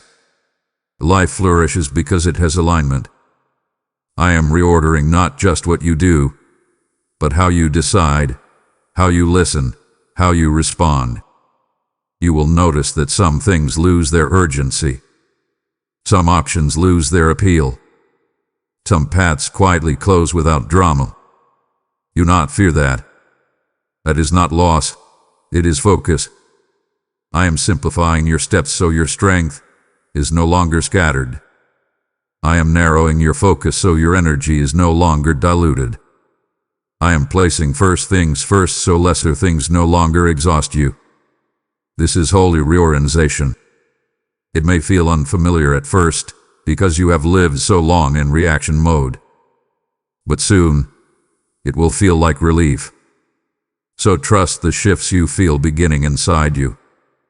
Trust the gentle resistance you now sense toward what once felt compulsory. Trust the new clarity forming where confusion lived. I am not rushing this process, because order established too quickly is easily disrupted. I am building it deep. Deep enough to hold you steady when pressure returns.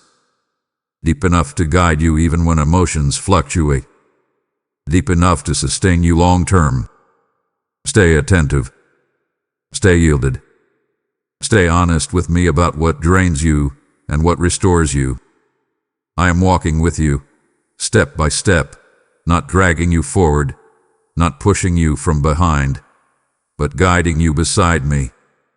Your steps are being reordered, not to control you, but to free you. And when you begin to walk again, you will notice something unmistakable. You are no longer forcing movement. You are being led. My precious child, I now give you an instruction that will protect everything I am rebuilding within you. Listen before you move again.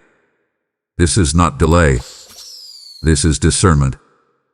This is not hesitation. This is wisdom.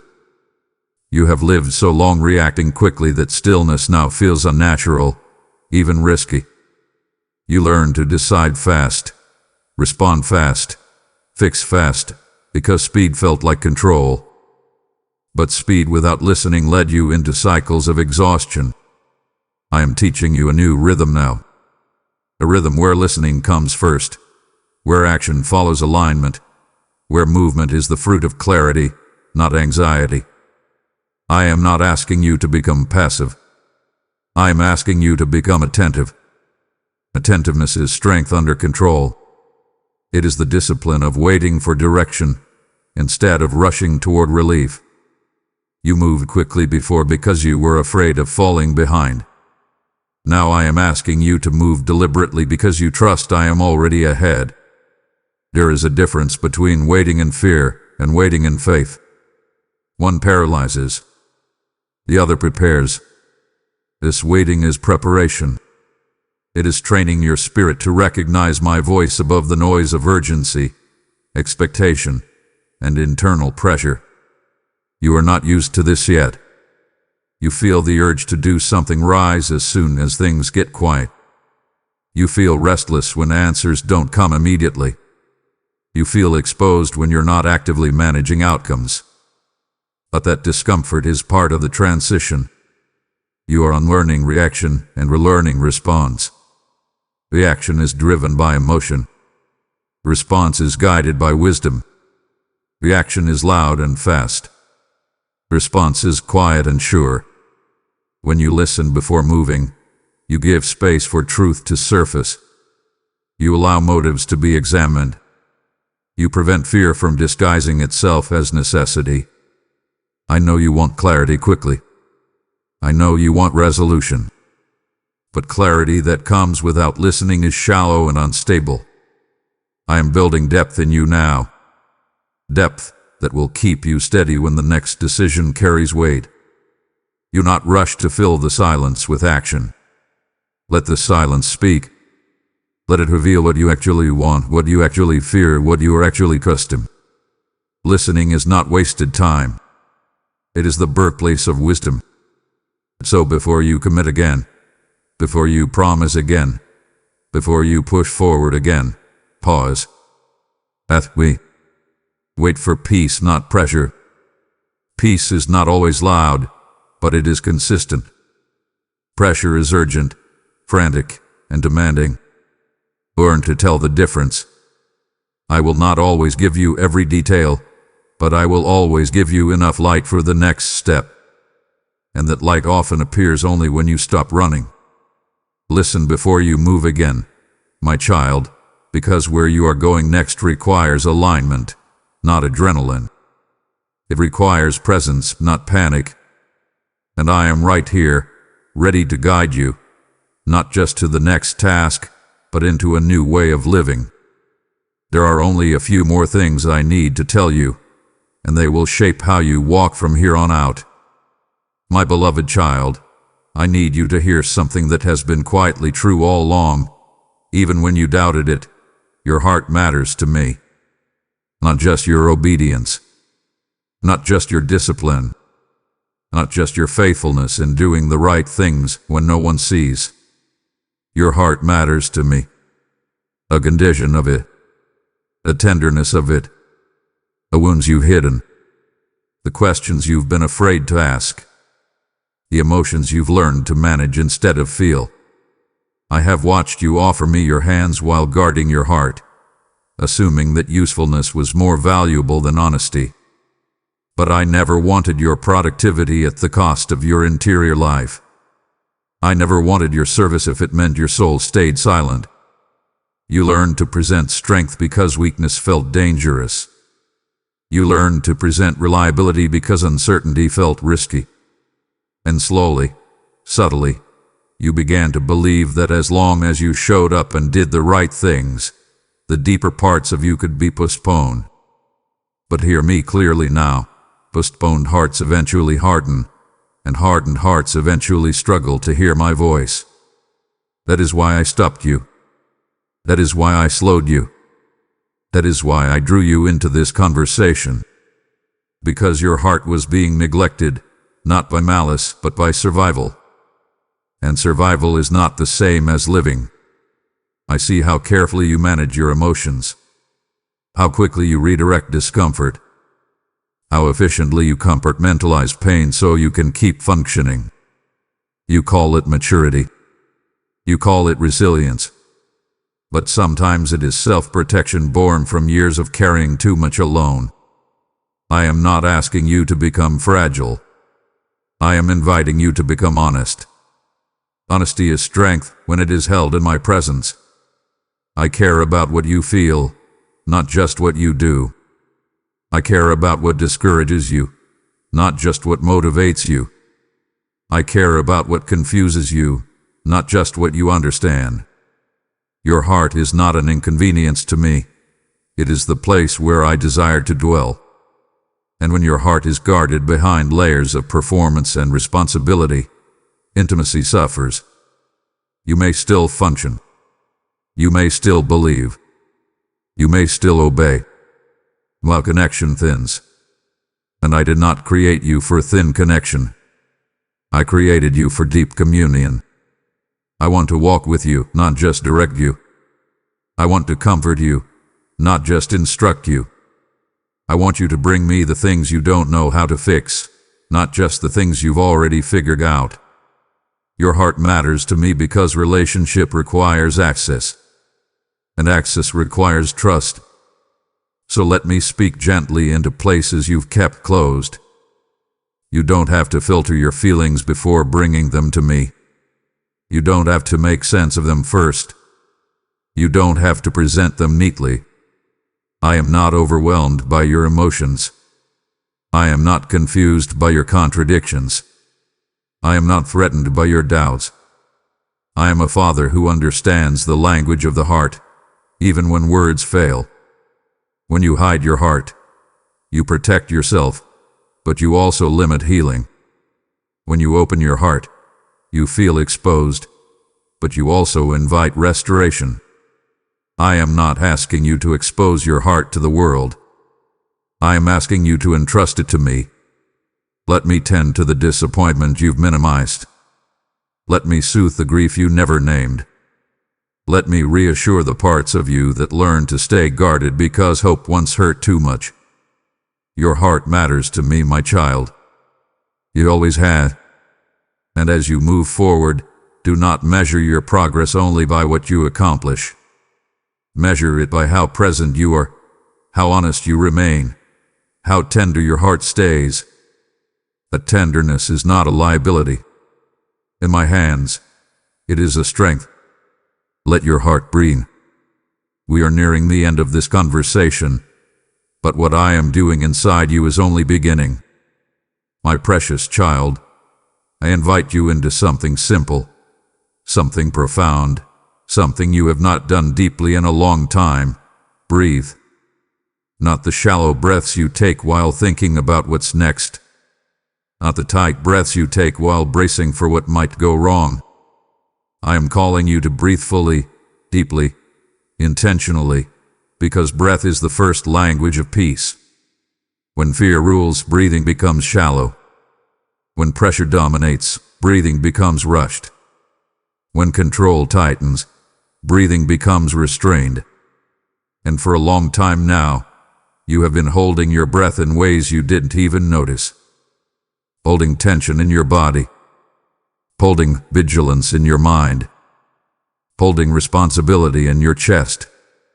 And you learn to live like that, not realizing how much it was costing you. So I say it again with tenderness and authority. Breathe, my child. Let your body receive what your soul is learning. Let your nervous system catch up with the truth that you are safe right now. Nothing is being demanded of you in this moment. Nothing is about to collapse if you pause. Nothing is requiring your immediate response. You are here with me. And here is a place of rest. Breathing is not just physical, it is spiritual. Every deep breath is an act of trust. It says, I am not in danger. I am not alone. I do not need to rush. When you breathe deeply, you interrupt fear's narrative. You break urgency's spell. You remind your body that it does not have to stay on high alert. And I know that feels unfamiliar. You have lived in a state of readiness for so long that calm can feel suspicious. Stillness can feel exposed. Peace can feel temporary. But peace that comes from my presence is not fragile. It does not shatter at the first sign of difficulty. It anchors you. And breathing is how you let that anchor sink. Torso down. Inhale without apology. Exhale without guilt. Let go of the tension you've been gripping out of habit. You don't need it right now. I'm here. I am attentive. I am strong enough to hold what you release. As you breathe, notice what rises. Maybe relief. Maybe tears. Maybe resistance. Maybe exhaustion you've been suppressing. Whatever comes, let it come. You don't have to manage it. You don't have to label it. Just breathe through it with me. This is how healing begins. Not in dramatic moments, but in gentle ones where safety is restored. Your body has been signaling stress for a long time. Let it learn a new signal now. Let it learn what peace feels like. Let it learn what it means to be held without effort. I am not rushing you out of this space. I am not pushing you toward the next lesson yet. For now, breathe. Let this moment settle into your bones. Let your heart believe what your mind is catching up to. You are safe. You are seen. You are loved. And you do not have to brace yourself anymore. Breathe, my child. I am here, and I am not going anywhere. My beloved child, as you breathe and let your body and soul settle into the truth that you are safe, I want you to know what is happening beneath the surface right now. I am renewing you, not patching you up temporarily, not giving you a momentary lift that fades when life resumes. I am renewing you from the inside out, the way only a father who knows every layer of his child can. Renewal is quiet work. It does not announce itself with noise or demand attention with spectacle. It moves gently, deeply, patiently, restoring what was drained over time. You have lived so long in depletion that renewal feels unfamiliar, even suspicious. You wonder how something so worn can be made whole again. But I remind you, I specialize in renewal, not replacement. I do not discard what is tired. I restore it. I do not shame what is worn. I strengthen it. I do not rush what has been stretched thin. I rebuild it carefully. You thought your weariness disqualified you. I tell you now, it positioned you. Because renewal only happens where there is honesty about need. And you, my child, have finally stopped pretending you were fine when you were not. That honesty has opened the door for my work to begin. Renewal does not mean everything suddenly feels easy. It means life begins to feel possible again. It means hope returns not as a loud declaration, but as a quiet confidence. It means strength comes back not as adrenaline but as steadiness. I am renewing your mind, which has been trained to anticipate pressure. I am renewing your emotions, which have been regulated for survival instead of expression. I am renewing your spirit, which hath been faithful even when it was tired. This renewal is not about becoming someone new. It is about becoming yourself again, the version of you that could feel wonder without guilt, rest without anxiety, trust without calculation. You forgot what that felt like, didn't you? Not because you didn't value it, but because life demanded so much so quickly that you adapted. Adaptation kept you alive. Renewal will help you thrive.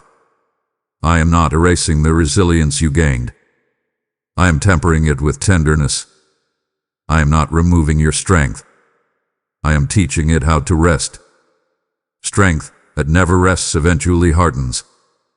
Strength that learns to receive becomes enduring. That is the kind of strength I am restoring in you now. You may not feel fixed. You may not feel dramatically different yet. But renewal is happening even when you cannot measure it. Just as bones knit together unseen, just as muscles rebuild quietly, just as soil regenerates beneath the surface, so your inner life is being restored.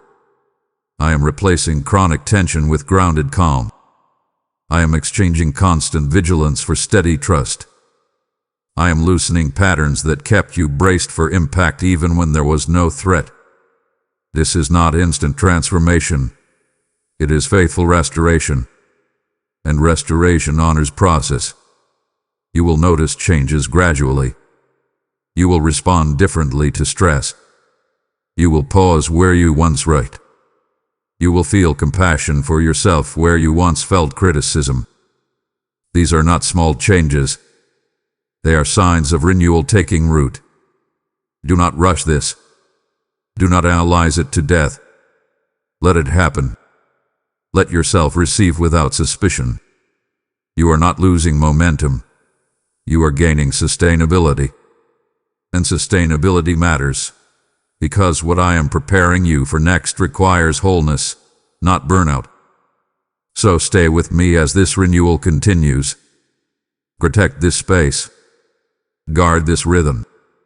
Return to this posture of listening and receiving often. Renewal is not a one-time event. It is a way of living aligned with me. And as you continue, you will discover something beautiful. The joy that returns is quieter but deeper. The peace that settles is steadier but stronger. The clarity that forms is calmer but more certain. That is renewal. And it is happening now, whether you feel it fully yet or not. Trust my work. I am renewing you, my child, because I am not finished with you.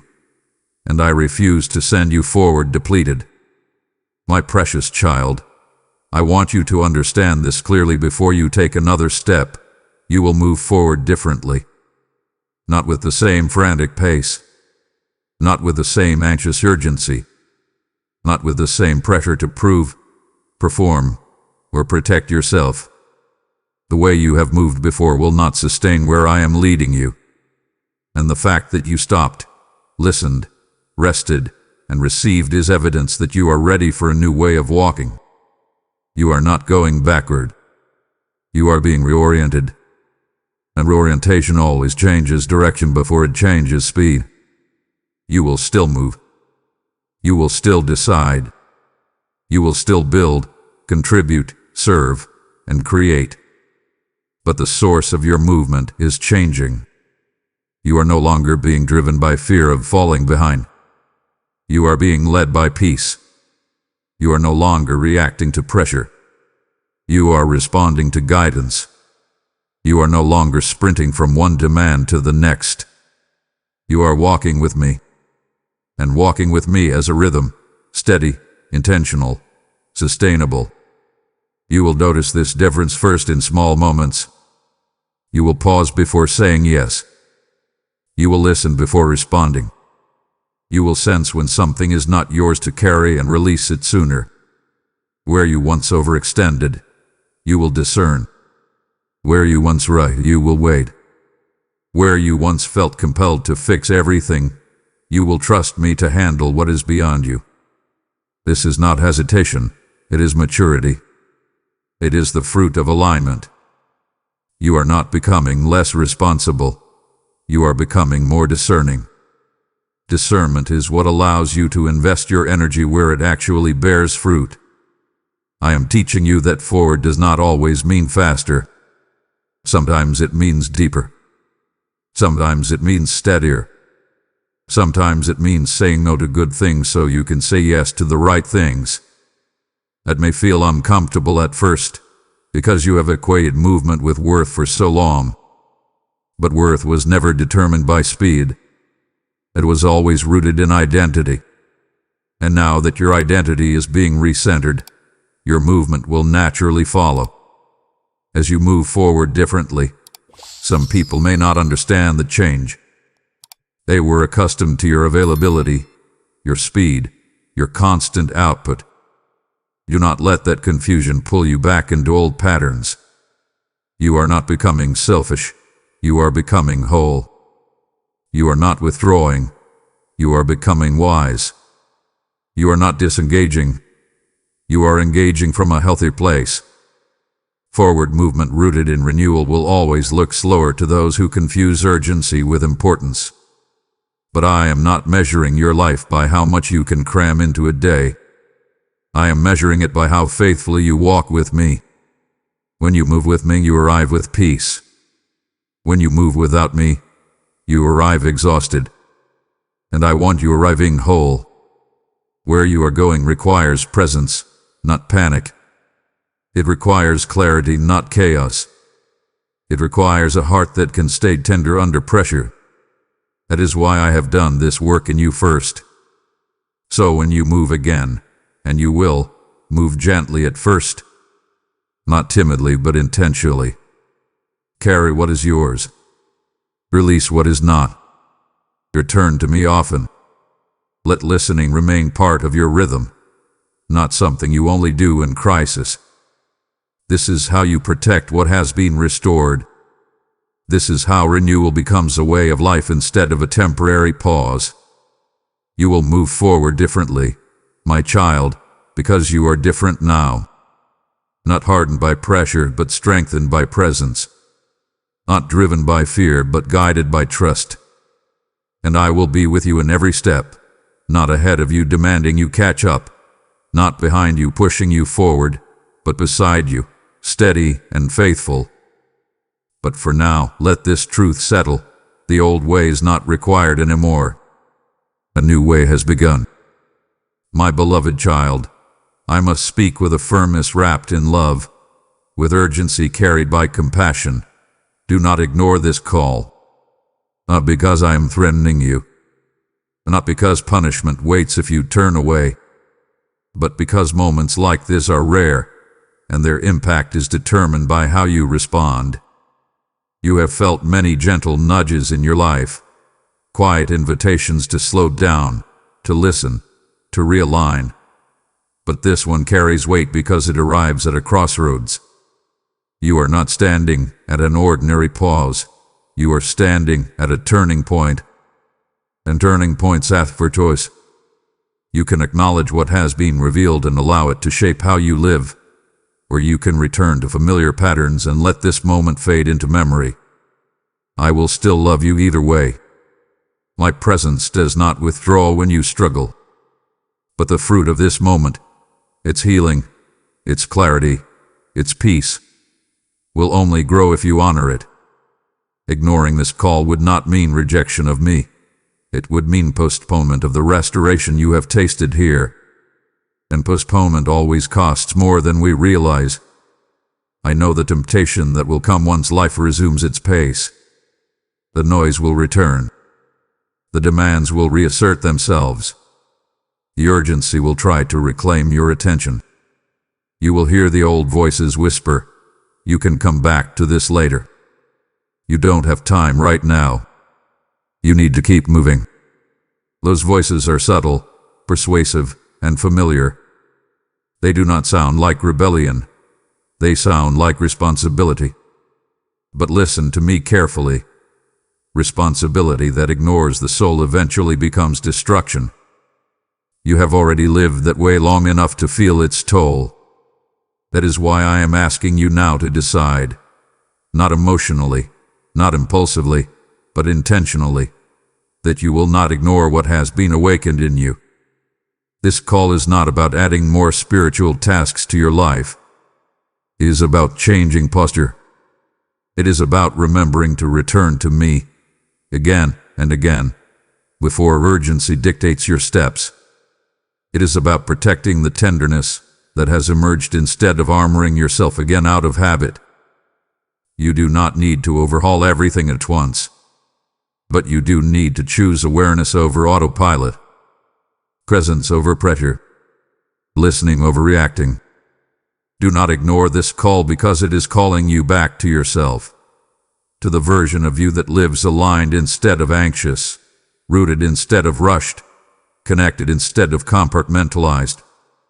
This call is not dramatic on the surface, but it is decisive underneath. It asks you to live differently, not louder. To move forward wisely, not quickly.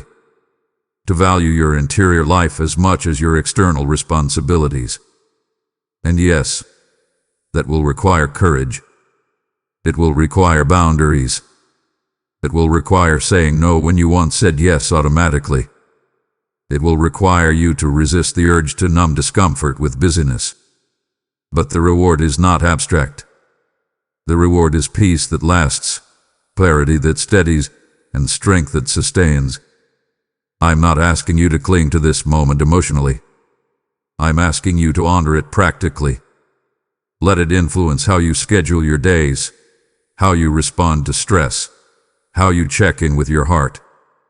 Do not ignore this call, my child, because it is the doorway through which a healthier way of living emerges.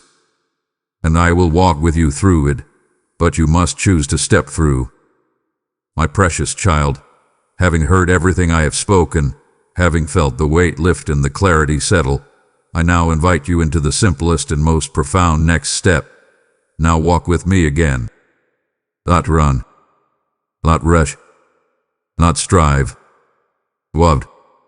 Walking implies pace. It implies presence. It implies companionship. You do not walk with someone you are afraid of losing. You walk with someone you trust to stay. And I want you to know that I am not asking you to walk ahead of me or behind me.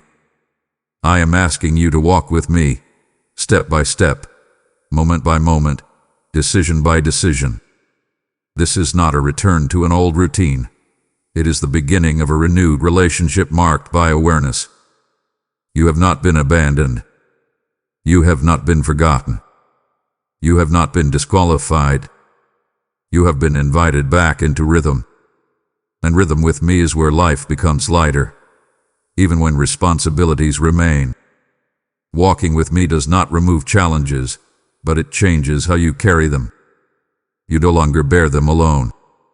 You no longer interpret them through fear. You no longer rush past my guidance to meet expectations that never truly satisfied you. Walking with me again means you check in before you commit. It means you pause when pressure rises. It means you listen when your heart signals fatigue instead of silencing it. It means you trust my timing when answers are not immediate. Walking with me again means you let our relationship be dynamic, conversational, alive, not something you visit only in crisis. I want to be part of your ordinary moments, not just your emergencies. I want to guide your decisions before confusion sets in, not only after exhaustion forces you to stop. This is not about perfection. You will still stumble. You will still forget at times. You will still feel the pull of old habits. But walking with me again means you notice sooner, return quicker, and judge yourself less harshly when you need to recalibrate. Growth is not linear. Faithfulness is not flawless. But companionship with me is constant when you choose to keep turning back. So take the next step, not with fear, not with pressure, not with the need to prove anything, but with trust. Let our walk be marked by honesty. When you are tired, say so. When you are confused, ask. When you are joyful, share it. When you are unsure, slow down. Walking with me again does not require grand gestures. It requires willingness. It requires attentiveness. It requires humility. And you already have those, even if you doubt it. I have seen them in you all along. As you walk, you will discover that the road feels different now. Not because it is easier, but because you are not alone on it. You will sense guidance where there was once noise, peace where there was once urgency, confidence where there was once self-doubt. This is what happens when you walk with me instead of racing ahead or lagging behind. So go now, my child, but go gently. Go attentively. Go with me. And when you forget, when you rush, when you feel the old patterns tugging at you, remember this moment. Remember my voice. Remember my nearness. And simply turn back. I will always be right here, ready to walk with you again. My child, as you rise to walk with me again, step by step, heart aligned with mine, I now call you into partnership, not obligation. Walking with me means allowing your hands to reflect my heart, carrying this word forward so others may walk out of their confusion too. Those who walk with me will shine like stars, and every act of generosity becomes a torch along the path for another soul. This is not coincidence. This is covenant movement. The harvest is ready, and I am asking you to help send the fire farther than this screen. Support this mission through Super Thanks, membership, or PayPal. The PayPal link is in the description. I will bless your steps, protect your path, and multiply your obedience. Move now. Wav. Ev. My child, do not let this word end in silence. If your heart knows this message was for you, go now and declare it boldly in the comments. I stop striving, and I walk with God. Let your declaration be a marker in the unseen, a line drawn between the old pace and the new way. When you speak it, you seal what I have begun, and heaven bears witness to your choice. And if you are ready to live differently, comment simply, I choose to stop and listen. This is not engagement for a platform. It is alignment for your life. And once you have spoken it, honor the choice you have just made. Stopping is not weakness. It is the doorway through which clarity enters. You have drawn a line between striving and surrender, and now your heart must slow enough to receive what follows. This is the moment where movement gives way to listening.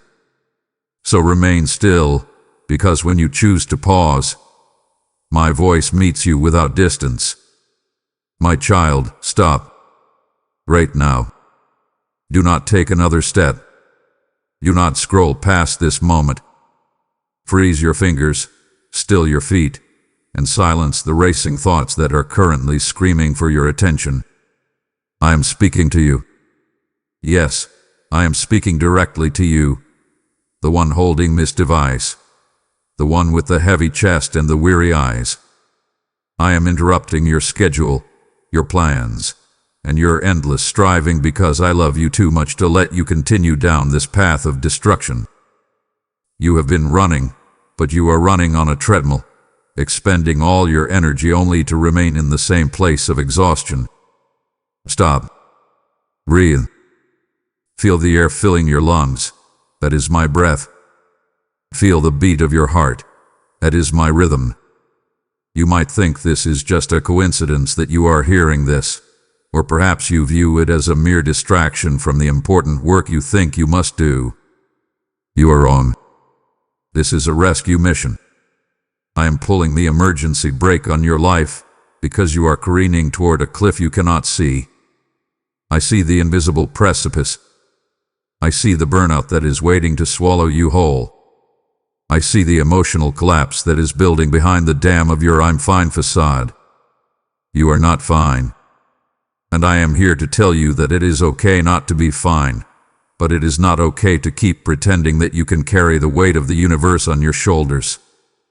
Drop the burden. Listen to the tone of my voice. It is not the voice of a harsh taskmaster demanding more bricks with less straw. It is the voice of your Father, who sees his beloved child stumbling under a load that was never yours to carry. My spirit grieves over you. Do you feel that? It is a deep, resonant ache within me. I grieve because I see you trading my perfect peace for a cheap, chaotic counterfeit. I see you exchanging the abundance of my presence for the scarcity of the world's approval. You have been ignoring the warning signs for too long. Think about the check engine light on your car's dashboard. When it flashes, you know something is wrong deep inside the machine. You know that if you ignore it and keep driving at full speed, the engine will eventually fail, leaving you stranded and broken. My precious one, your spiritual check engine light has been flashing red for weeks, maybe months. You have felt it. You have felt the irritability snapping at your loved ones over small things. You have felt the hollow numbness when you try to pray. You have felt the sleep that doesn't rest you and the anxiety that wakes you up at 3:00 a.m. These are not just bad days. They are my alarms.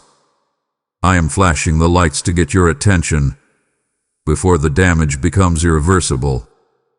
Why did I choose this specific moment to intervene? Because you are at a tipping point. One more week of this pace, one more month of this self-reliance, and something in your soul will snap. I will not let that happen. I am God.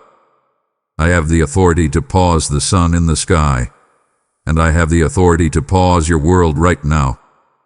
The emails can wait. The deadlines will not determine your destiny.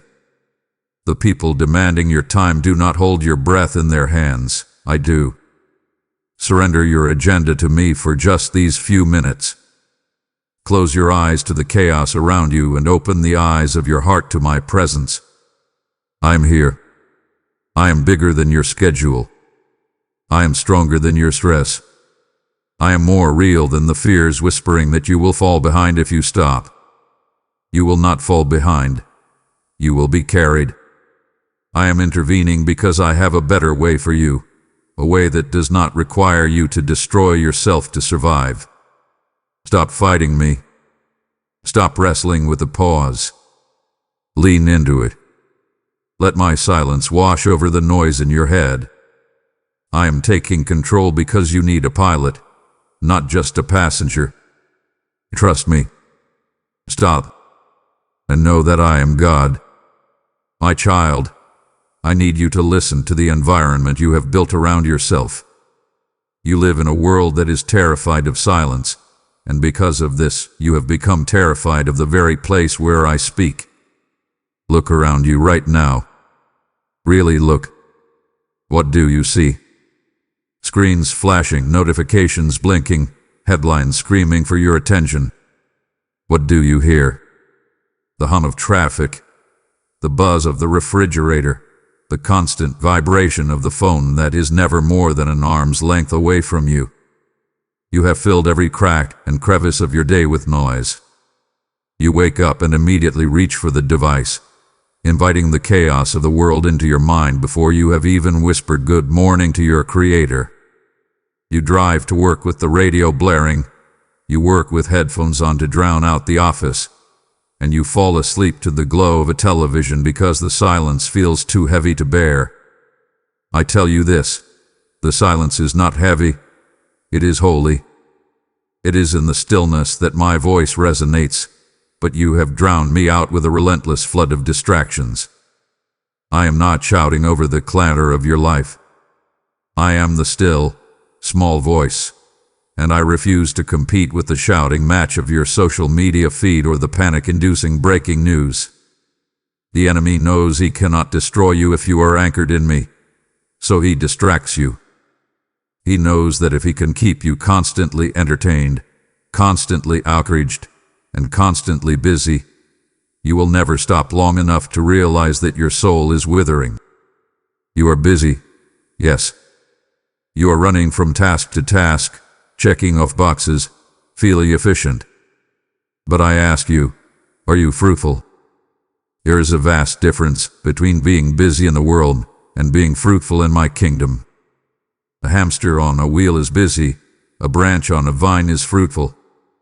You are exhausted, my child, not because you are doing too much, but because you are listening to the wrong voices, You feel a deep, rattling fatigue that sleep does not cure. That is because your exhaustion is spiritual, not just physical. You have been feeding your mind a diet of noise that offers no nutrition, and your spirit is starving. I command you to unplug. This is not a suggestion for a digital detox. This is a command for the survival of your soul. Turn off the screen. Silence the phone. Do it now. Do you feel the resistance rising in your chest? That panic of missing out? That anxiety that says, if I am not connected, I do not exist. That is the chain I want to break. That is the idol I want to smash. I invite you into the sanctuary of silence. It will feel uncomfortable at first, like a muscle that has atrophied from lack of use. You might feel the weight of your own thoughts crashing down on you without the buffer of background noise. But stay there. Wait there. In that silence, you will finally hear the truth of your situation. You will hear my whisper calling you back to center. You will realize that the world keeps spinning without your constant supervision, but your heart cannot keep beating without my constant presence. Close your eyes. Imagine a deep, quiet forest where the only sound is the wind moving through the leaves. That is where I want to take your mind. Away from the concrete, away from the chatter, away from the demands. I want to meet you in the cool of the day, just as I met Adam. But you must clear the path. You must aggressively protect your peace. If you do not schedule silence, the world will schedule noise. Take back your attention. Give it to me. Shut the door to the noise. Open the door to my spirit. I am waiting for you in the quiet. Come, sit with me, and let the deafening noise of the world fade until there is only the sound of my love washing over you. I need to speak to the part of you that believes you are the glue holding everything together. I see the pride you carry, masquerading as responsibility. You walk through your days with a clenched jaw and a furrowed brow, convinced that if you do not handle every detail, if you do not fix every problem, if you do not foresee every crisis, your entire life will collapse. You call it being a good provider, a good parent, a good employee. I call it idolatry. You have placed yourself on the throne of your life, attempting to be the god of your own little universe. And my child, you make a terrible god. You were not designed to carry the weight of sovereignty. It is crushing you. You have bought into the lie that you can fix your problems without me. You look at your bank account and calculate. You look at your wayward child and strategize. You look at your marriage and analyze. You trust your logic, your spreadsheets, and your 5-year plans more than you trust my wisdom. But hear my words, the words I spoke when I walked the earth. Apart from me, you can do nothing. That is not a hyperbole. It is the absolute reality of existence. You cannot make your heart beat the next time. You cannot command the sun to rise tomorrow. You cannot change a human heart, not even your own. Yet you strive and strain as if it all depends on you. Look at the stress fractures in your life. The anxiety that tightens your chest. The anger that flares up when things don't go your way. These are the fruits of self-reliance. You are trying to push a boulder up a mountain that I have already moved. You are like a Ferrari trying to drive with the handbrake on. Lots of noise, lots of smoke, lots of effort. But you are destroying the engine and going nowhere. I am inviting you to stop pushing. I am inviting you to resign from the job of being general manager of the universe. It is a position you are not qualified for, and it is a position I currently hold. Surrender is not giving up, it is giving over. I want you to take that heavy burden of control, the need to know how it all turns out, the need to manipulate outcomes, and I want you to lay it at my feet. Do it visually in your mind right now. Imagine that heavy sack of worries you are carrying. Take it off your back. Set it down before me. You feel the lightness returning. That is the feeling of faith. Faith is admitting that I am God and you are not. I can handle the impossible situations you are losing sleep over. I can navigate the maze you are stuck in. But I cannot take the wheel if you refuse to let go of it. You are afraid that if you let go, everything will fall apart. But I tell you, if you let go, you will fall into my hands. And my hands are strong enough to hold you, your family, your career, and your future. Stop trusting in your own understanding. It is limited. He is flawed. Trust in the Lord with all your heart. Lean not on your own logic. In all your ways acknowledge me, and I will make your path straight. Let go. Unclench your hands. Breathe. Trust me.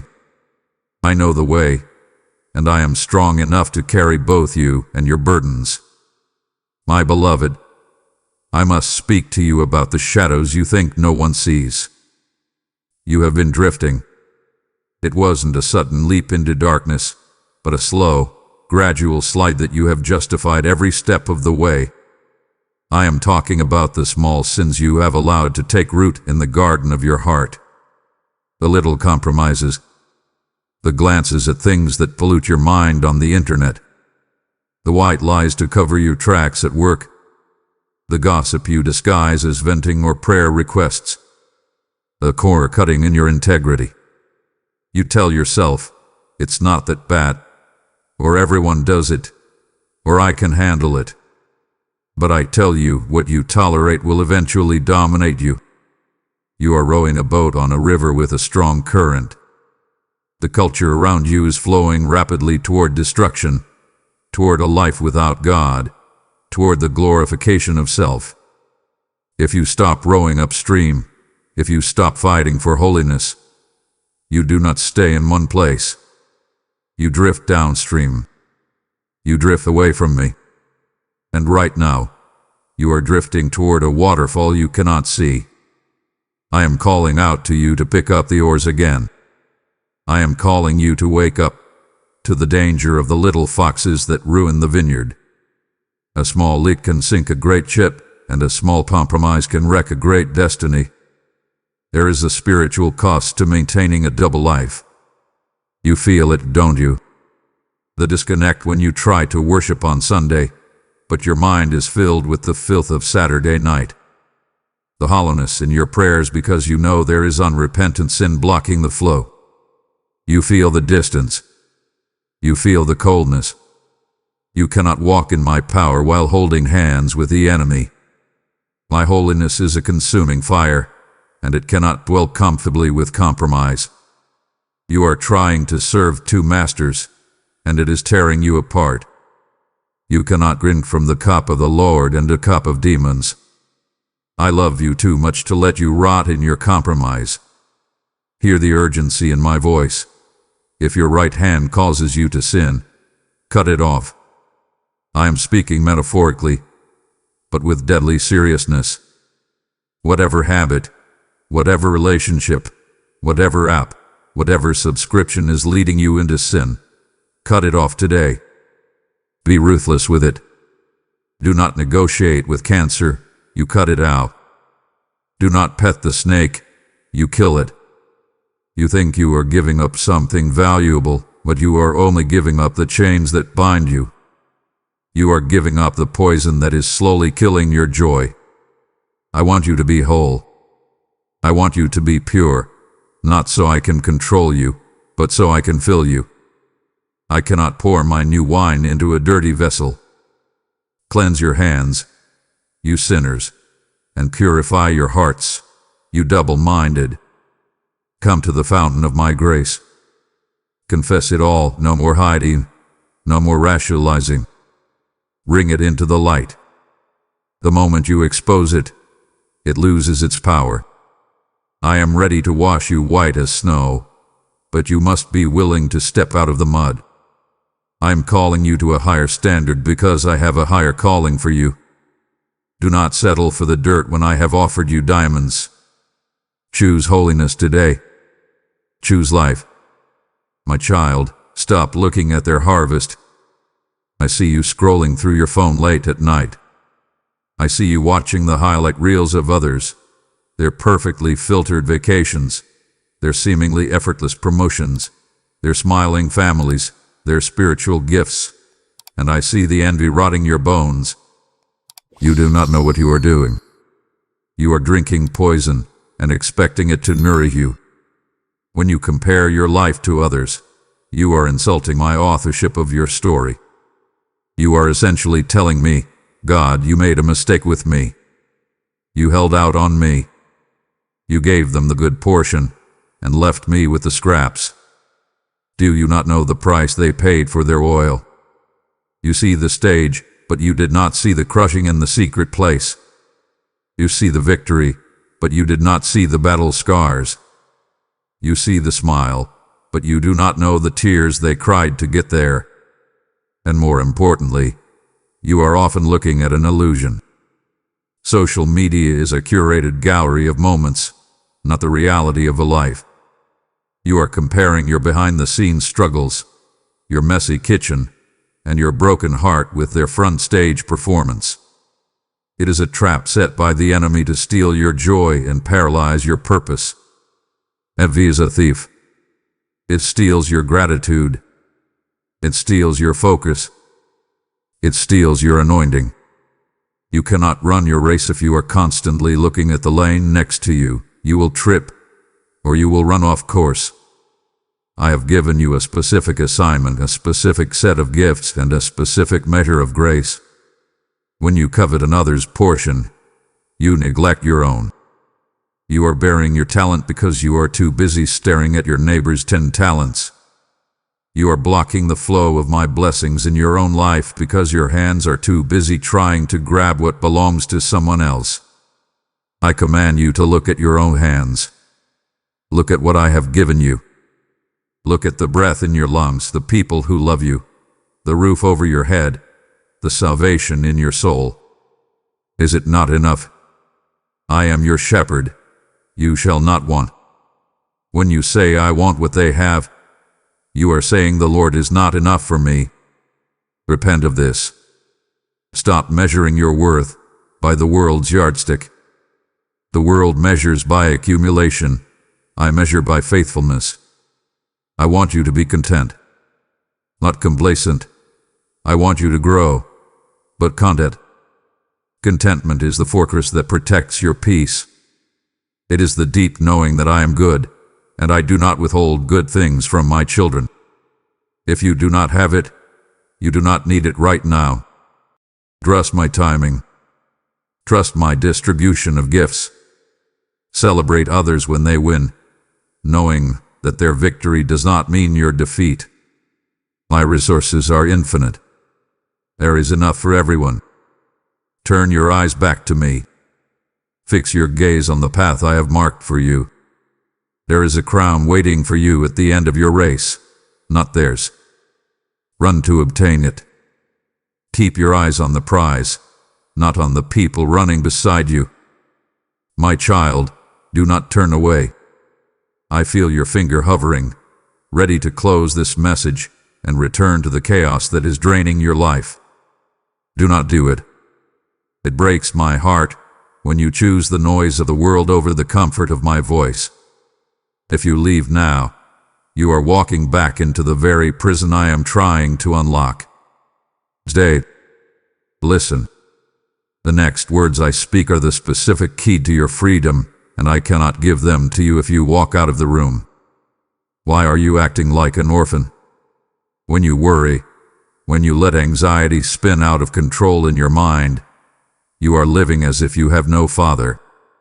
You are practicing a functional form of atheism. You say you believe in God, but your 3:00 a.m. panic attacks say otherwise. You are acting as if the throne of heaven is empty and you have to manage the universe alone. You are carrying tomorrow's troubles, next week's bills, and next year's what-ifs all right now, today. No wonder you are crushed. You were created to live in the present, fueled by my daily bread. You were not built to carry the burden of the future. I feel the knot in your stomach. I know the tightness in your chest that makes it hard to breathe.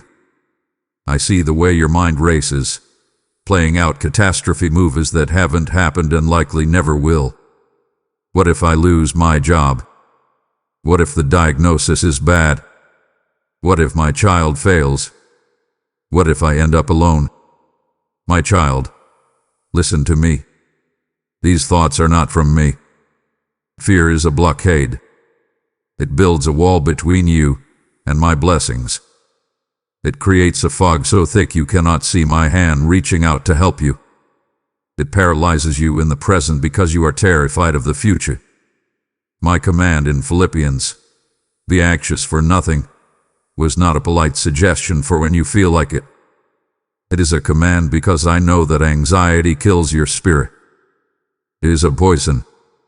It spikes your cortisol. It robs your sleep, and it chokes the word I have planted in you. You cannot worship and worry at the same time. You cannot trust and tremble at the same time. You must choose. I am inviting you to make a supernatural exchange right now. I want you to take that terrifying what if and replace it with a defiant even if. Even if the worst happens, I am still God. Even if the storm comes, I am the anchor.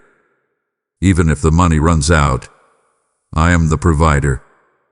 Even if you lose everything, you still have me, and I am everything.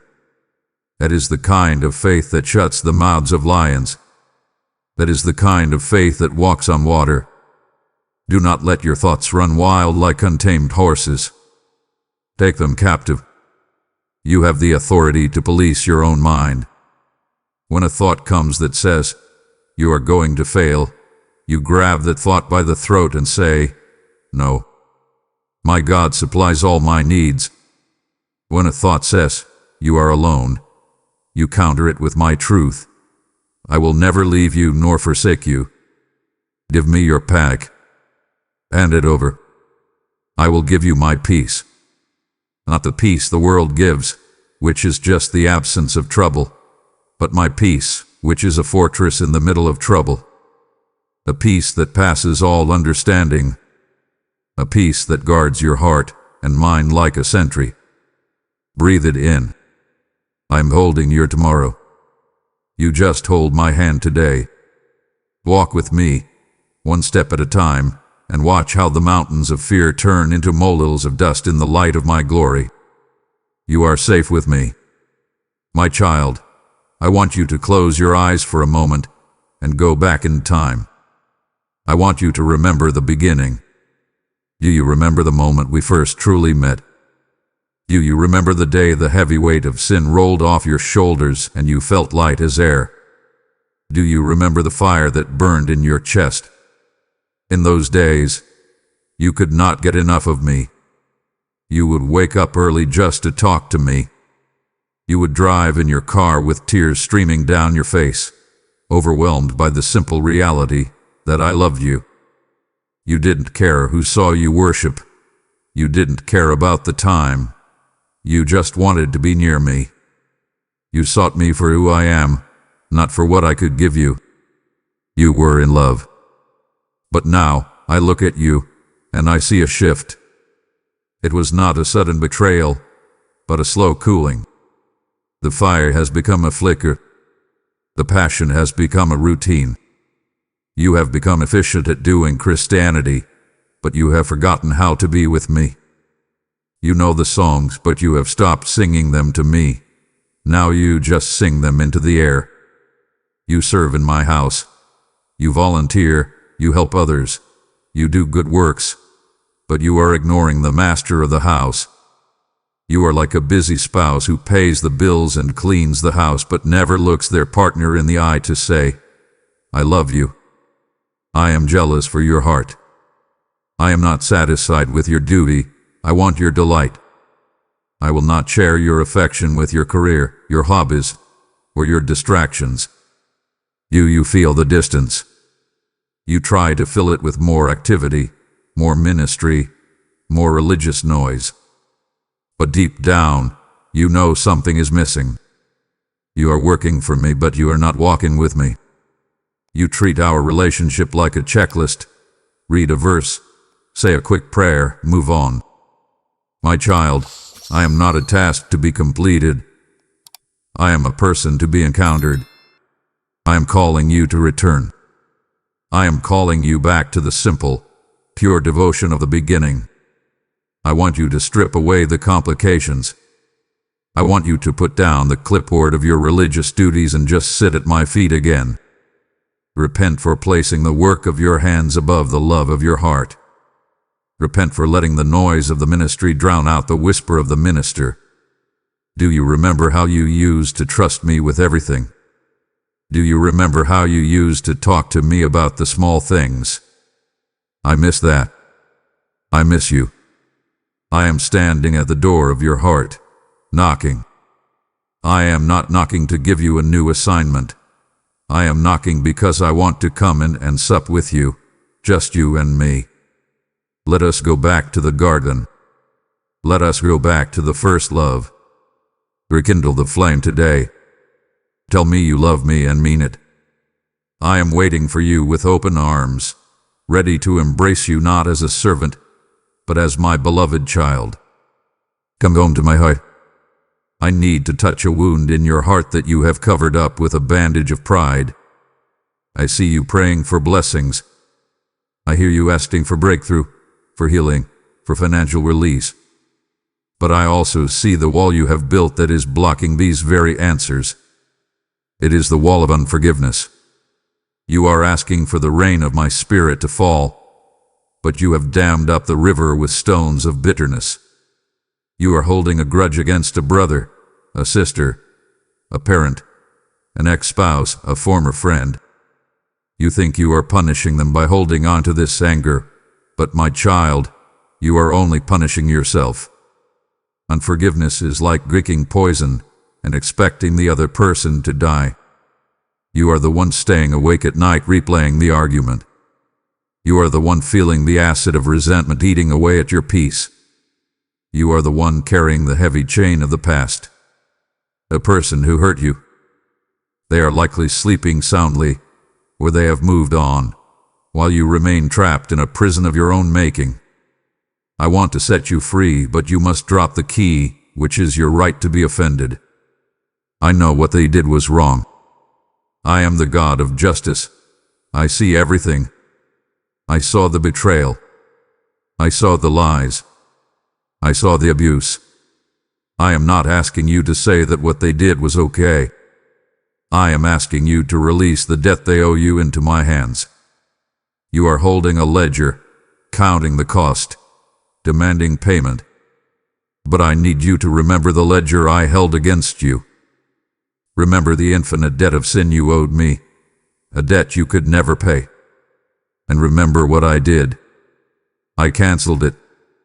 I tore it up. I nailed it to the cross. How can you, who have been forgiven $1 billion, choke your neighbor for owing you $10? Your forgiveness is linked to your forgiving others. This is a terrifying reality that many of my children ignore. If you do not forgive, your heart hardens, and a hard heart cannot receive. You are blocking your own prayers. You are standing under an open heaven with a closed umbrella. I command you to let it go. Not because they deserve it, but because you deserve peace. Say their name right now in my presence. Visualize them. And now, say these words: I forgive you. I release you. I will not be your judge anymore. Do you feel the resistance? Go through it. Hand the gavel to me. I am the judge, and I will handle it perfectly. Your job is to love. Your job is to wash feet. Your job is to be like Jesus, who in the midst of agony cried out, Father, forgive them. Step out of the courtroom and step into freedom. The snare is broken. The bird has escaped. Fly, my child. Fly into the freedom of a heart that holds no record of wrongs. My child, we need to talk about the calendar you keep in your mind. You have a dangerous habit of living in a time that does not exist. You live in someday. You tell yourself, someday I will get serious about my walk with God. Someday, I will stop this sinful habit. Someday, when I am older, when I am retired, when I am less busy, when I have more money, then I will surrender everything. You are falling into a trap that has claimed millions of souls. You are presuming you have time that I have not promised you. Listen to the rhythm of your heart. Place your hand on your chest. Of them. That beat is a gift from me. It is not a guarantee. James 4:14 warns you. Your life is but a vapor. It is like the mist that rises from the morning grass and vanishes when the sun rises. You are here for a fleeting moment. To live as if you have endless tomorrows is the height of arrogance. It is a gamble with stakes you cannot afford to lose. I am the God of the eternal now. I do not call you to follow me tomorrow. I call you to follow me today. Today is the day of salvation. Delayed obedience is not obedience. It is disobedience. When you say not yet, you are actually saying no. You are telling me that your current plans are more important than my will. You are telling me that you want to be the Lord of your life for just a little longer before you hand the keys over. Why do you think the future will be a better time to serve me? Do you think you will have more energy when you are old? Do you think the world will be less distracting? No. The best time to plant the tree of righteousness was 20 years ago. The second best time is right now. I want your strength, not just your leftovers. I want your vigor, not just your twilight years. I call you to number your days. Realize how short your time is. If you knew you had 1 month left to live, how would you change your life? What petty arguments would you drop? What secret sins would you confess? What bold prayers would you pray? Live like that now. Do not wait for a tragedy to wake you up. Wake up now. Prioritize the kingdom of God first, not second, not third, not someday. Seek me while I may be found. Call upon me while I am near. Do not be like the foolish virgins who realized too late that they had no oil for their lamps. Fill your lamp today. Settle your accounts with heaven today. Hug your children today. Forgive your enemies today. Speak the truth today. The illusion of someday is a thief stealing your life. Ban it from your mind. Live fully, passionately, and holily in the present moment, with your eyes fixed on eternity. My child, why are you starving yourself? I look at your spirit, and I see ribs showing. I see weakness. I see a soldier trying to fight a war with trembling hands. You are weak because you are not eating. You sit at a table prepared for you, a banquet of wisdom, power, and life, yet you choose to nibble on crumbs. I am talking about your neglect of my word. You possess a Bible, perhaps several. They sit on your shelf, on your nightstand, or as an app on your phone. But how often do you truly eat from it? You run to people for advice. You scroll through social media looking for inspiration. You listen to podcasts hoping for a secret key to life. You beg me for a word in prayer. You say, God, speak to me. Show me your will. My child, I have already spoken. I have written you a letter of thousands of pages. I have poured out my heart, my laws, my promises, and my plans in the scriptures. But you treat it like a history book or a dusty artifact. How can you know my will if you do not know my word? How can you recognize my voice if you have not studied the tone and the cadence of my speech in the scriptures? The Bible is not just text. It is the sword of the Spirit. You are walking onto a battlefield every day. The enemy is firing darts of lies, fear, and condemnation at you.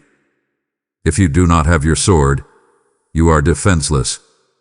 You cannot fight a lie with a feeling. You must fight a lie with the truth. When Jesus was tempted in the wilderness, he did not argue or complain. He said, "It is written." If the Son of God needed the scripture to defeat the enemy, how much more do you? I'm calling you to stop smacking and start feasting. I want you to eat the scroll. Devour it. Meditate on it day and night. Do not just read a verse to check a box. Dig into it until you hit water. Let it wash over your mind and clear out the clutter of the world's thinking. My word is the only anchor that will hold when the storm comes, and the storm is coming. Opinions will change. Cultures will shift. Feelings will fade. But the word of the Lord stands forever. Do not be a foolish builder who builds a house on the sand of your own ideas. Build on the rock of my word. Open the book. Ask my Spirit to unlock it for you. You will find that it is alive. It reads you while you read it. It cuts to the marrow. It heals the wound. It directs the path. Do not let another day go by where you feed your body 3 times, but let your soul starve. Pick up the book. Read. Believe. Live. Are you really going to walk away while I am pouring life into your starving soul? To stop now is to choose spiritual famine. I am offering you the bread of life, and it grieves me deeply to see you push the plate away to return to the empty husks of the world. Do not disconnect. Your spirit is on life support, and these words are your oxygen. Stay with me. What I am about to reveal next will arm you for the battle you are facing tomorrow, and you cannot afford to face it unarmed. My child, you have just tasted the bread of life in this message, and your spirit is stirring because you are finally being fed. But look around you. Millions are starving in a spiritual famine, desperate for the very truth you are hearing right now. I am calling you to be a supplier of this manna to the nations. By supporting this channel through a super thanks or membership, you are not just giving money. You are breaking bread for the hungry and placing swords in the hands of the defenseless. As you sow into this mission, I declare that your own bin of flour will not be used up, and your jar of oil will not run dry. Do not withhold the seed when the harvest is so great and the need is so urgent. Click the link or the button below, and partner with me to feed the hungry souls of this generation today. I see the pain you carry. I see the stress that sits on your shoulders like a yoke of iron. And I see where you run when it gets too heavy. You do not run to me. You run to your counterfeit comforts. You run to the refrigerator. You run to the bottle. You run to the mindless scrolling of the screen. You run to shopping, to pornography, to gossip, to sleep. You are looking for relief. You are looking for an anesthetic to numb the ache in your soul. But listen to me. These are broken cisterns. They could hold no water. You drink from them, and for a moment, the edge is taken off. For a moment, you forget. But then the numbness wears off, and you are left thirstier than before. And worse, now you are carrying the weight of shame. You feel dirty. You feel weak. The cycle repeats of pain, false comfort, shame, more pain. It is a trap that is slowly destroying your destiny. Why do you spend money on what is not bread, and your labor on what does not satisfy? I am the God of all comfort. I am the Prince of Peace. Why do you seek solace in the arms of the world when the Creator of the universe is offering you his lap? I am the only one who can touch the deep places of your sorrow without leaving a scar. The world's comfort is a band-aid on a bullet wound. My comfort is a resurrection. I want you to identify your triggers. What happens right before you run to that habit? Is it loneliness? Is it rejection? Is it fear? Next time that feeling hits you, I command you to stop. Do not open the fridge. Do not pick up the phone. Do not pour the drink. Instead, drop to your knees. Or if you cannot kneel, simply close your eyes and cry out, Jesus, I need you.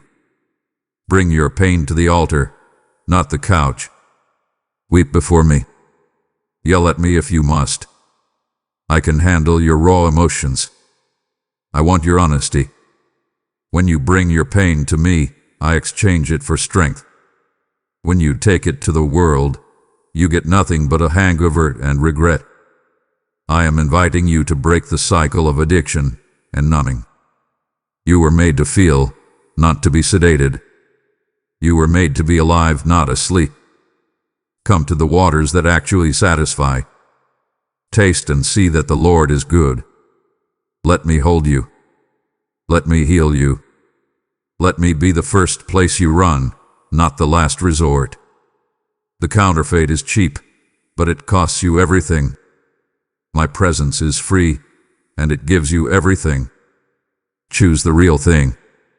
Wake up, my warrior. Wake up from your spiritual slumber.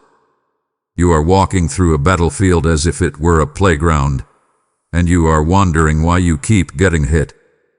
You treat the sudden chaos in your home, the unexplained oppression in your mind, and the relentless division in your relationships as mere bad luck or coincidence. They are not coincidence. They are calculation. You have an enemy. He is real. He is active. And he has a strategy to destroy you. I told you in John 10:10 that the thief comes only to steal, kill, and destroy. He wants to steal your peace, kill your dreams, and destroy your legacy. Yet you live passively. You leave the doors of your life unlocked. You allow conflict to fester in your home without taking authority over it. You allow fear to torment your children without pleading the blood of Jesus over their minds. Your passivity is giving the adversary ground. He does not need your permission to attack, but he loves your ignorance. I am calling you to stand up and fight. But remember, your struggle is not against flesh and blood. Stop fighting your spouse. Stop fighting your boss. Stop fighting your neighbor. They are not the enemy. They are the captives. The real enemy is the spiritual force influencing them. When you fight people, you lose the real battle. You must shift your focus to the spiritual realm. I have given you weapons that are not of this world, weapons that have divine power to demolish strongholds. Why do you leave them on the shelf? I have given you the name of Jesus, the name above every name. I have given you the sword of the Spirit, which is my word. I have given you the shield of faith. Put on the full armor of God right now. Do not start your day naked. You would not walk into a blizzard without a coat, yet you walk into a demonic atmosphere without prayer. I command you to take authority over the atmosphere in your home. You are the priest of your dwelling.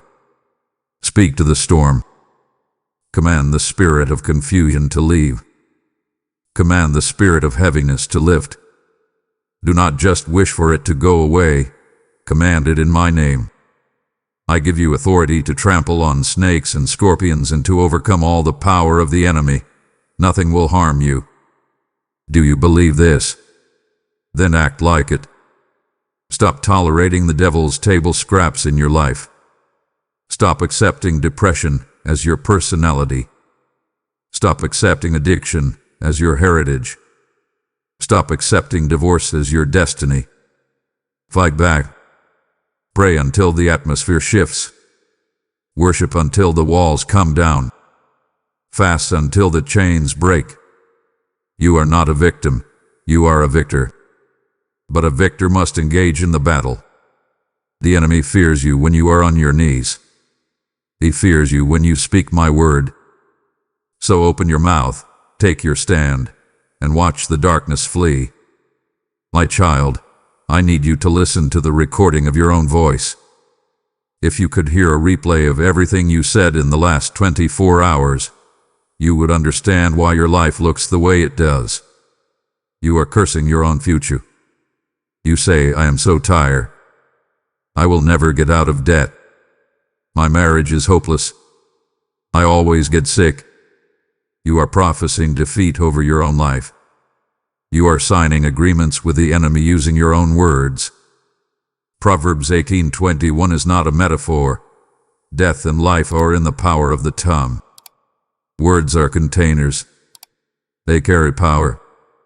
When I created the universe, I did not think it into existence. I spoke it. Let there be light. You are made in my image, and your words have creative power. When you speak death, you attract death. When you speak life, you attract life. Stop being the prophet of your own doom. I also see how you use your tongue to tear others down.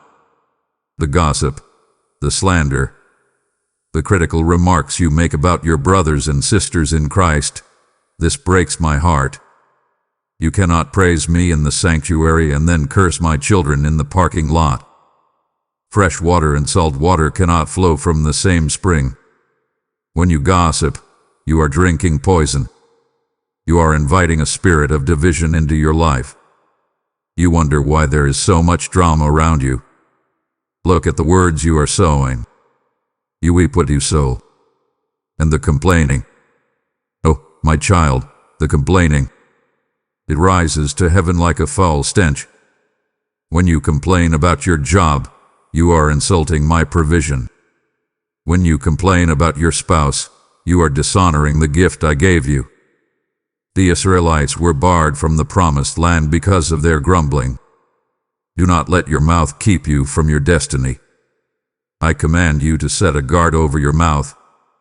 Let no corrupting talk come out of your lips, but only such as is good for building up. Before you speak, ask yourself, is this true? Is it helpful? Is it kind? If not, silence is your best worship.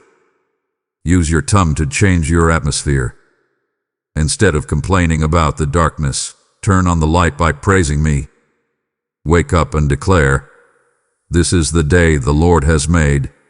I will rejoice and be glad in it. Declare, I am more than a conqueror. Declare, my God shall supply all my needs. Your words are the rudder of your ship. If you want to change the direction of your life, change the conversation in your mouth. Speak what I say about you, not what you feel about you. My beloved, I must address a subject you often ignore because you think it is carnal and not spiritual. I want to talk about your body. You treat your body like a rental car that you can trash because you don't really own it. But you are wrong. Your body is the temple of the Holy Spirit. It was bought with a price, the precious blood of my Son. You do not have the right to destroy what I have purchased. I see the gluttony. I see the laziness. I see the substances you ingest that harm you. You pray for healing, yet you actively destroy your health with your habits. You ask for more energy to serve me, yet you fuel your body with junk and refuse to move it. This is not just a physical issue. It is a spiritual issue of stewardship. How can you fulfill the great assignment I have for you if your vessel is broken? You have a destiny that requires stamina. You have a race to run, literally and spiritually. If you collapse because of neglect, the mission suffers. The people you were meant to reach may go unreached because you were too tired, too sick, or too brain-fogged to answer the call. I want you to honor me with your body. This is your act of spiritual worship. I am not asking for vanity. I am asking for vitality. I am asking you to discipline your flesh. When you say no to the third plate of food, you are exercising the fruit of the Spirit called self-control. When you force yourself to get off the couch and walk, you are training your will to obey your spirit rather than your feelings. Physical discipline builds spiritual muscle. If you cannot say no to a cookie, how will you say no to sexual temptation? If you cannot discipline your sleep, how will you discipline your prayer life? Stop glorifying burnout. Stop treating sleep as an inconvenience. I made you to rest. I made you to move. I made you to eat food that gives life. Listen to your body. It is whispering to you before it screams. Drink the water. Move the limbs. Rest the mind. Treat your body with the dignity it deserves as the housing of the living God. I am calling you to a lifestyle of health, not so you can look good for the world, but so you can run hard for the kingdom. I need you strong. I need you sharp. I need you ready. Present your body to me today as a living sacrifice, holy and acceptable. This pleases me. My child, who are you trying to please? I see the invisible strings that control your movements. They are the strings of other people's opinions. You are a puppet to the fear of man. You hesitate to speak the truth because you are afraid of offending.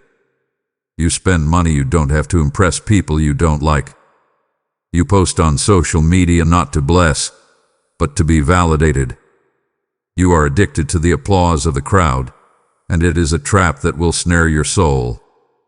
You cannot serve two masters. You cannot be a lover of the world and a lover of God. If you are seeking the approval of man, you cannot be the servant of Christ. Why do you fear them? They are mere breath. They are grass that withers.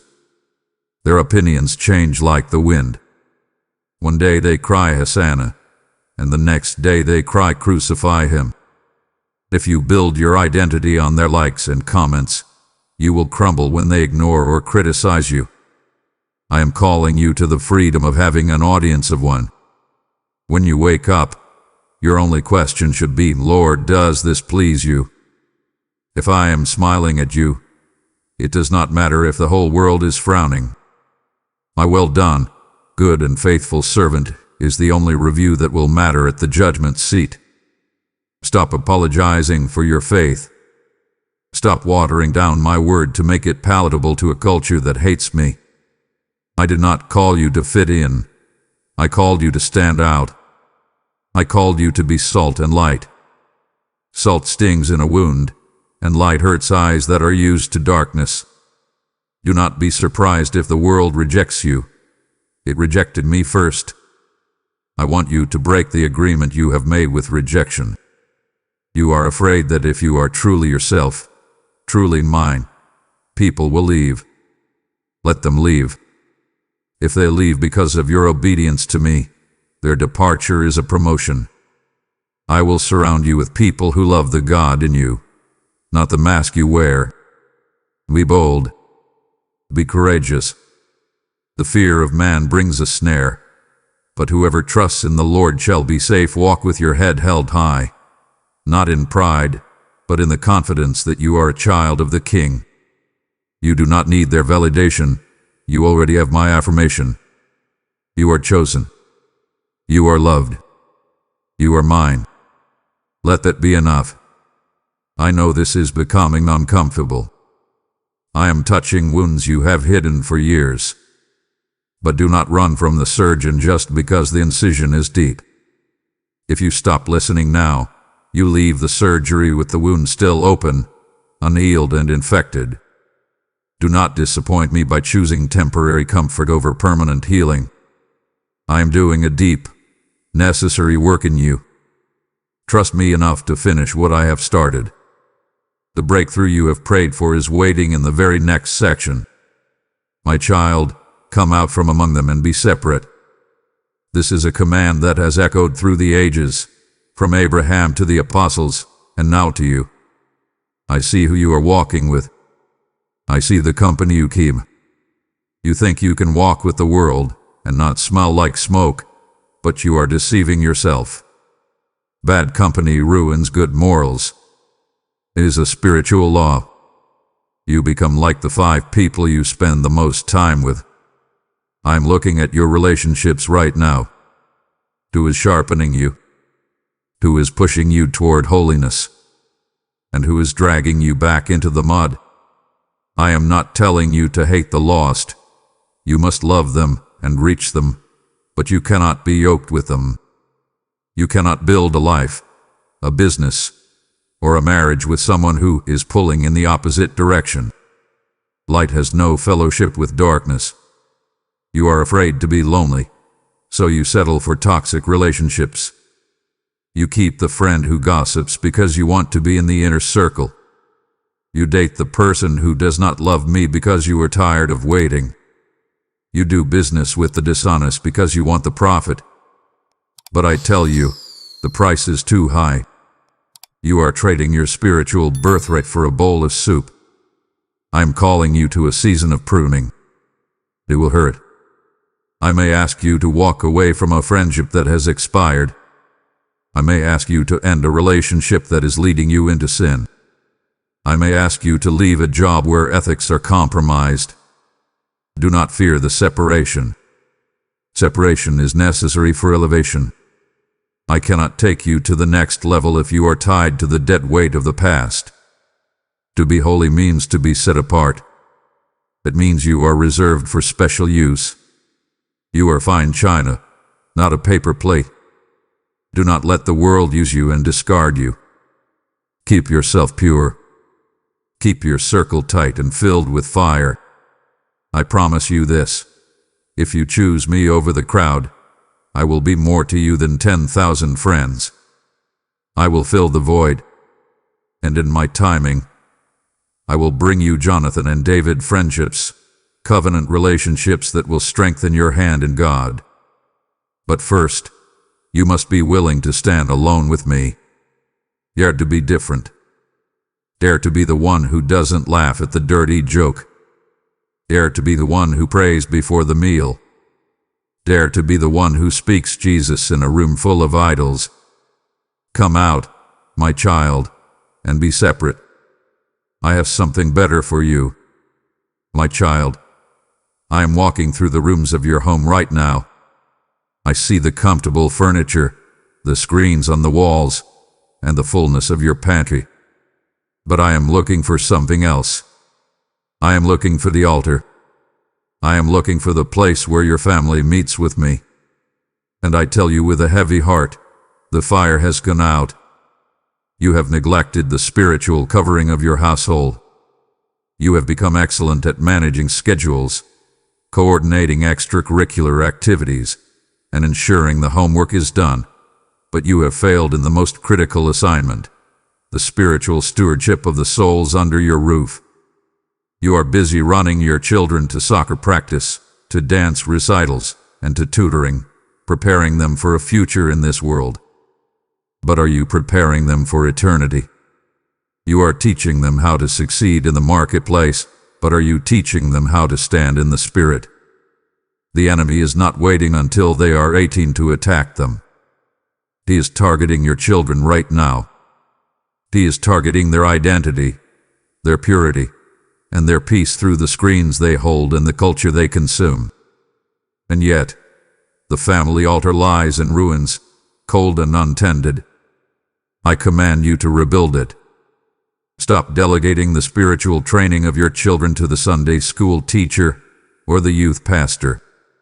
That is your job. I commanded you to train up a child in the way he should go. This means you must model prayer. You must open the Bible at the dinner table. You must be the one to lay hands on them when they are sick or afraid.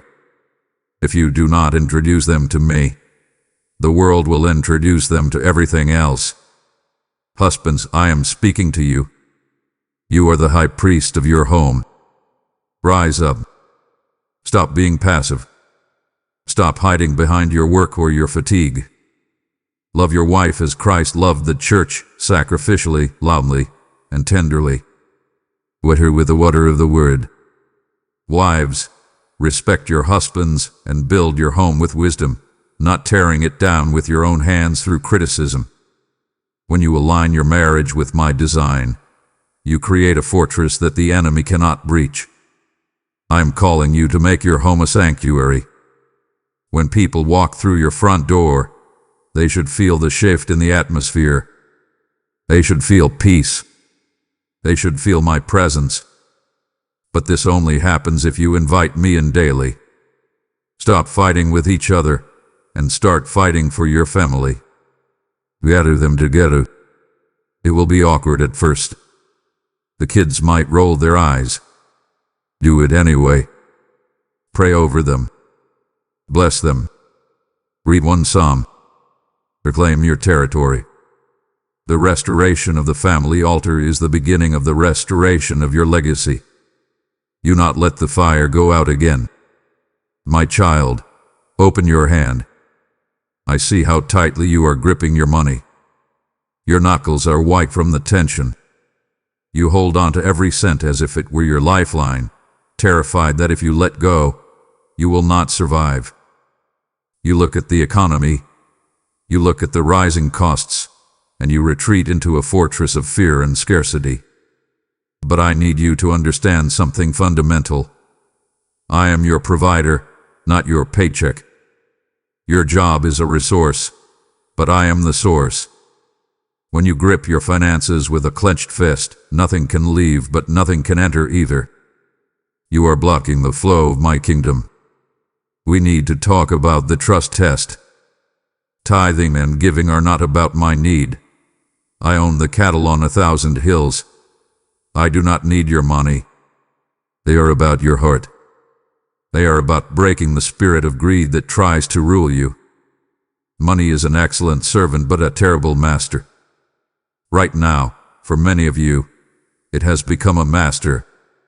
You make decisions based on money, not on my spirit. You compromise your values for a bonus. You neglect your family to earn more. You are worshiping the golden calf, and it cannot save you. I hear you saying, God, I cannot afford to give. I say to you, you cannot afford not to give. Look at Malachi 3. It is the only place in my word where I dare you to test me. I said, test me in this and see if I will not throw open the floodgates of heaven. But I also warned of the devourer. When you withhold what belongs to the kingdom, you step out from under my covering, and you leave your finances exposed to the enemy.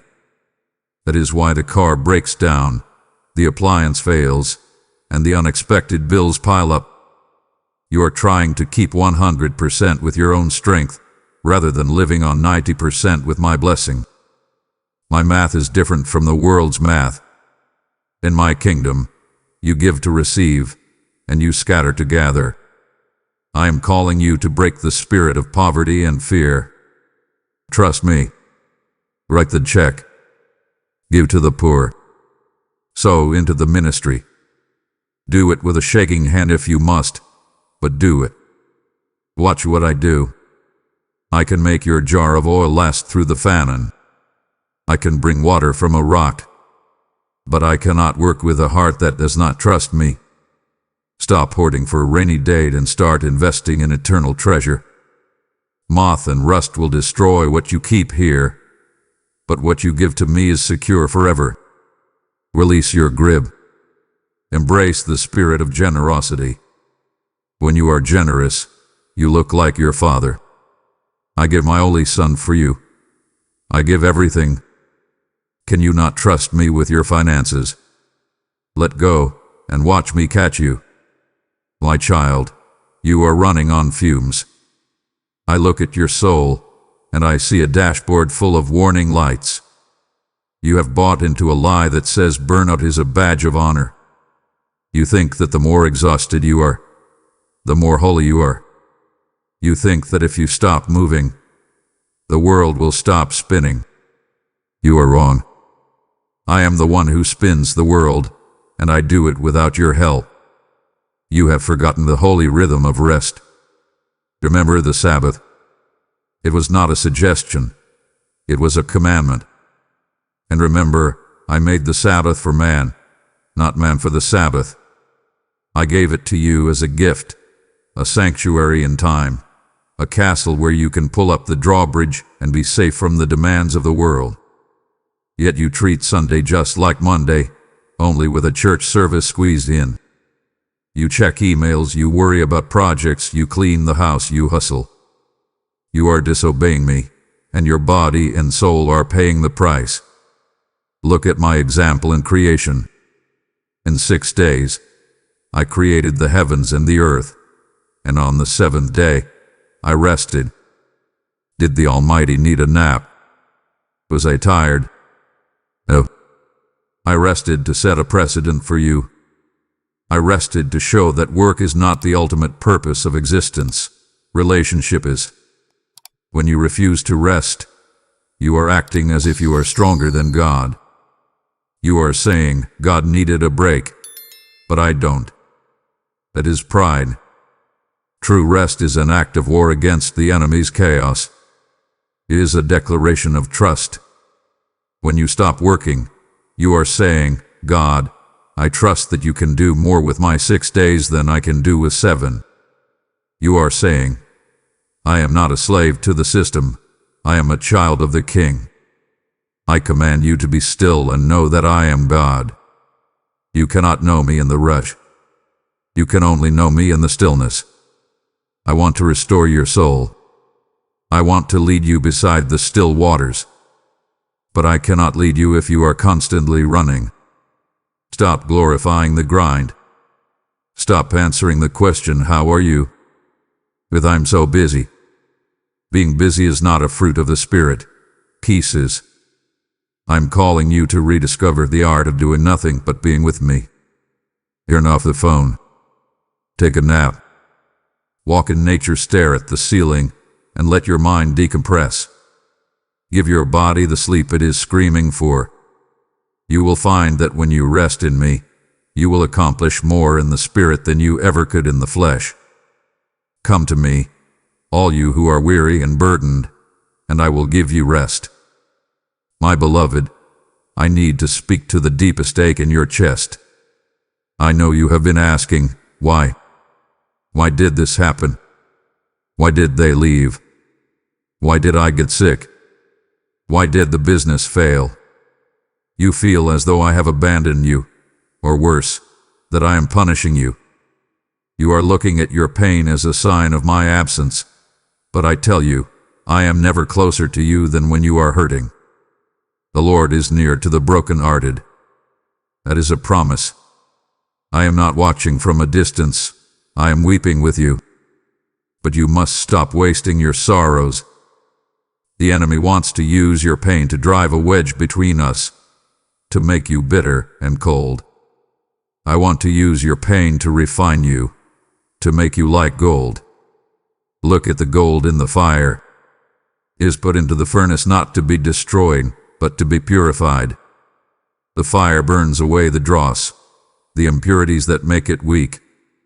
When the goldsmith looks into the fire and sees his own reflection in the metal, he knows it is ready. I'm refining you.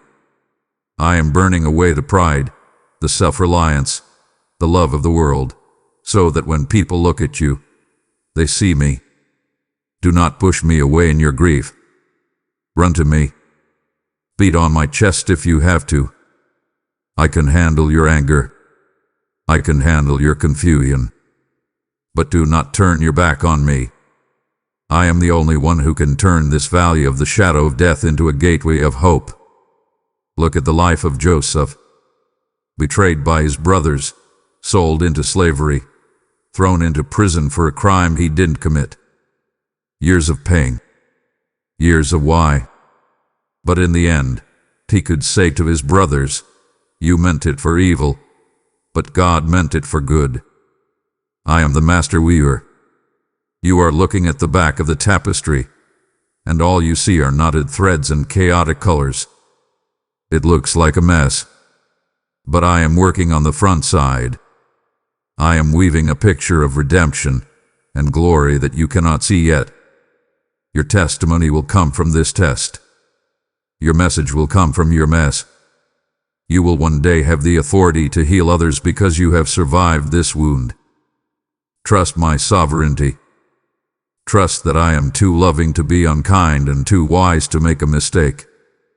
I am not done with you. The story does not end in the ashes. It ends in beauty. Hold on. The morning is coming. You have come so far, but the enemy is whispering that you have heard enough. He is a liar. He wants you to quit right before the victory. Do not grieve my spirit by stopping at the very edge of your promised land. You are weary, but I am carrying you. We are almost there. If you leave now, you miss the sealing of this covenant. Stay for the final impartation. I am about to give you the ultimate keys to walk in total victory, and I want you to receive every single one. Just as I am turning your pain into a testimony, I am calling you to turn your resources into a rescue rope for others who are drowning in their sorrow. This ministry is a hospital for the brokenhearted, a place where the wounded find the oil of my spirit because of the support of faithful ones like you. When you sow into this work via PayPal or Super Thanks, you are helping to bandage the wounds of those who are crying out in the night, just as you once did. Give, and it will be given to you. A good measure, pressed down, shaken together, and running over, will be poured into your lap. Do not let your trials make you close your hand. Let them open your heart, for where your treasure is, there your healing will flow. Release your seed now as a prophetic act of faith that your season of mourning is turning into a season of joy. Honor me with your sacrifice, and watch me honor you. My child, we need to change your perspective. You are walking through life looking through a dirty window. You focus entirely on what is missing, what is broken, and what is wrong. You wake up and catalog your complaints, the back pain, the rude boss, the traffic, the unpaid bill. You are training your brain to see the negative, and it is poisoning your spirit. I am calling you to the radical discipline of thanksgiving. Stop looking at what is missing and thank me for what is present. Thanksgiving is not just a polite thank you before a meal. It is a weapon of warfare. It is the key that unlocks the gates of my presence. Psalm 100 tells you to enter his gates with thanksgiving and his courts with praise. If you feel far from me, check your mouth. Are you complaining or are you praising? You cannot enter my courts with a complaint on your lips. Remember the Israelites in the wilderness. I brought them out of slavery with miracles. I fed them with manna from heaven. I gave them water from a rock. And yet, they grumbled. They complained about the food, the leader, the journey. Their ingratitude kept an entire generation out of the promised land. Do not let that happen to you. Ingratitude blinds you to my goodness. It makes you feel like a victim instead of a victor. I am challenging you to find reasons to praise, even when the fig tree does not blossom. This is the sacrifice of praise, when it costs you something. When everything is going wrong, and you stand up in the wreckage and say, "Yet I will rejoice in the Lord," you terrify the enemy. He does not know what to do with a believer who praises in the prison cell. That is how chains are broken. That is how earthquake power is released. Gratitude shifts your perspective from lack to abundance. When you thank me for the bread, it multiplies. When you thank me for the little, it grows. I command you, in everything give thanks, for this is the will of God in Christ Jesus for you. You want to know my will? Start thanking me. Wake up tomorrow and do not get out of bed until you have named 10 things you are grateful for. The breath in your lungs, the roof over your head, the grace that saved you, the coffee in the pot, the sun in the sky. As you praise, the heaviness will lift, and joy of the Lord will return. Stop cursing your life with complaints and start blessing it with thanksgiving.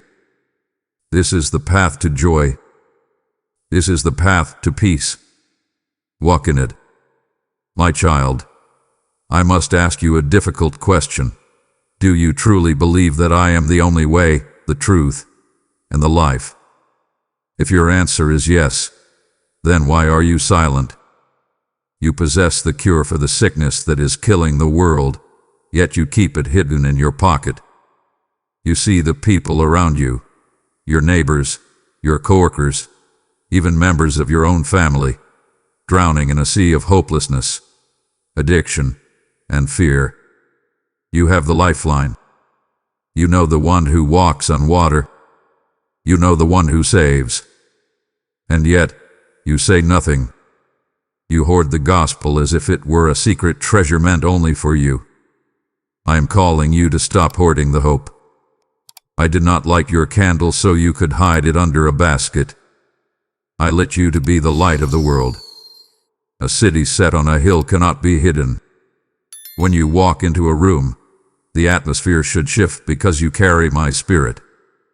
But you are so afraid of offending someone, so afraid of being labeled religious or intolerant, that you dim your light.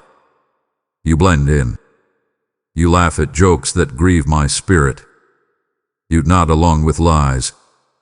You are acting like a secret agent in my kingdom, but I have no secret agents.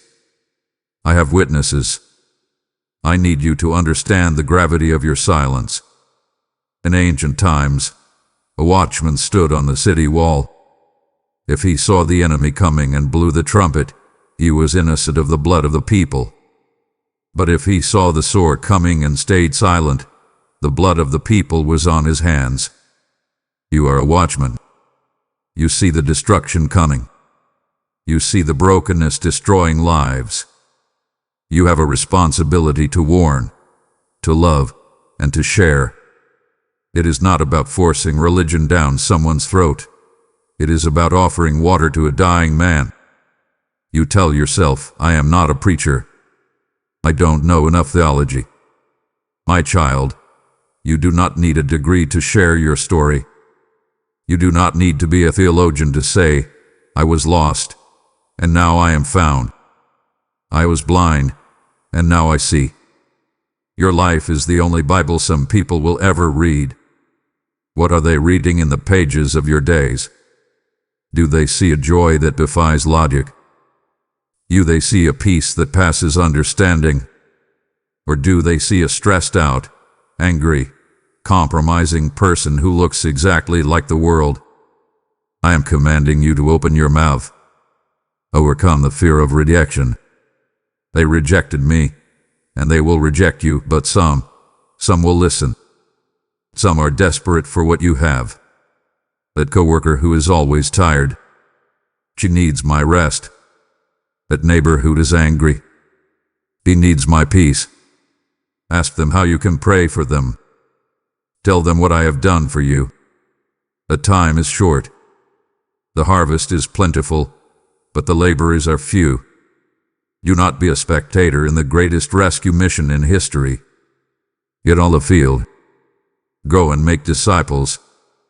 Not just converts, but disciples. Invest in people. Love them until they ask you why you are so different. Then, point them to me. My child, stop saying that I am silent. Stop telling your friends, God isn't speaking to me. I'm always speaking. The problem is not my transmission. The problem is your reception. You are trying to listen to the classical music of heaven while your internal radio is tuned to the heavy metal of the world. You are surrounded by so much static, the opinions of experts, the fears of your family, the noise of the news, the clamor of your own insecurities, that you cannot hear the still, small voice that is whispering to your spirit. I said my sheep know my voice. If you are my sheep, you have the capacity to hear me. It is part of your DNA as a new creation. But you must learn to tune out the other frequencies. You must learn to distinguish my voice from the voice of your flesh and the voice of the enemy. My voice does not sound like confusion. It does not sound like panic. It does not sound like condemnation. If a thought in your head is rushing you, pushing you, or making you feel worthless, that is not me. That is the thief. My voice sounds like peace. It sounds like a sudden clarity in the middle of a foggy day. It sounds like scripture coming alive in your heart. It sounds like a gentle leading, an invitation to come up higher. When I speak, I bring order to chaos. I bring light to darkness. You ask for guidance, but you do not wait for the answer. You pray, and Lord, what should I do? And then you immediately pick up the phone to ask a friend what they think. You are treating me like a second opinion. I want to be your first voice. I want you to learn the discipline of waiting. You not move until the cloud moves. You not speak until I give you the words. Patience is a weapon against deception. The enemy rushes. I lead. I want you to test the spirits. Does the idea line up with my word? I will never contradict what I have written in the Bible. Does it produce the fruit of the Spirit? If a decision leads you into anxiety, strife, and dishonesty, it is not from me. Look for the umpire of peace. Let the peace of Christ rule in your heart. If you don't have peace about it, don't do it. It is that simple. That check in your spirit, that hesitation, that is me protecting you. I promise you this, you will seek me and find me when you seek me with all your heart. Not half your heart, not a distracted heart. All of it. If you shut the door, turn off the noise, and open your Bible with a desperate hunger to hear me, I will speak. I will show you things to come. I will give you wisdom that confounds the wise. But you must prioritize my voice above all others. Tune in today. I have secrets to share with you. My child, put down the pen. Stop trying to write the last chapter of your life before you have even lived through today. I see you stressing over the 5-year plan. I see you lying awake trying to figure out how you will afford retirement, who you will marry, or how your children will turn out in 10 years. You are trying to be the Alpha and the Omega, the beginning and the end. But that is my title, not yours. You are only responsible for the now. You are exhausted because you are carrying the weight of a future that has not happened yet. You are fighting imaginary battles in your mind. You are creating scenarios of doom and gloom that exist only in your imagination. This control freak nature is born out of fear. You think that if you don't plan every detail, I will drop you. You think that if you don't steer the ship, I will let it crash on the rocks. Do you have so little faith in my character? I know the plans I have for you. You know the verse, but do you believe it? Plans to prosper you and not to harm you. Plans to give you hope and a future. I have the blueprint. I wrote the story before the foundation of the world. Your frantic worrying does not add a single hour to your life. It only subtracts joy from your day. I am calling you to walk in the fog. Imagine you are driving a car at night in a thick fog. You can only see as far as your headlights beam, maybe 20 feet. You cannot see the destination. You cannot see the turns miles down the road. You can only see what is right in front of you. And that is enough. I am only giving you light for the next step. If I showed you the whole journey, you would be overwhelmed. You would run away from the challenges or try to skip the growth. Trust me with the unknown. Faith is not knowing what the future holds. Faith is knowing who holds the future. I am holding your future. Nothing can snatch you out of my hand. No recession, no diagnosis, no divorce, no failure can derail the destiny I have ordained for you, unless you choose to walk away. I want you to release your timeline. Release your demands of how things must look by a certain age.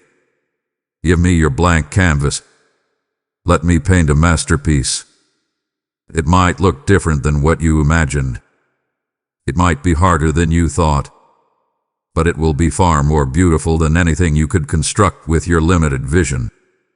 Say this with me. I trust you, God. I surrender my tomorrow. I accept my daily bread. Feel the weight lift. That is the freedom of surrender. Walk by faith, not by sight. Take my hand. I know the way home. My child, we have spoken of many things. We have uncovered the idols in your heart. We have named your fears, and we have called you to a higher standard of holiness. But now, as we close this conversation, I want to simplify everything down to one final, ultimate command. It is the invitation that started it all in the Garden of Eden, and it is the invitation that stands until the end of time. Walk with me. That is it. I am not asking for a complex system of rituals. I am not asking you to climb a mountain of good works to reach me. I am asking you to do life with me. I want to be the breath in your lungs. I want to be the thought in your mind. I want to be the silent partner in every conversation, the invisible guest at every meal, the comfort in every sorrow. He has told you, "O man, what is good, and what does the Lord require of you but to do justice, and to love kindness, and to walk humbly with your God?" This is the summary of your existence.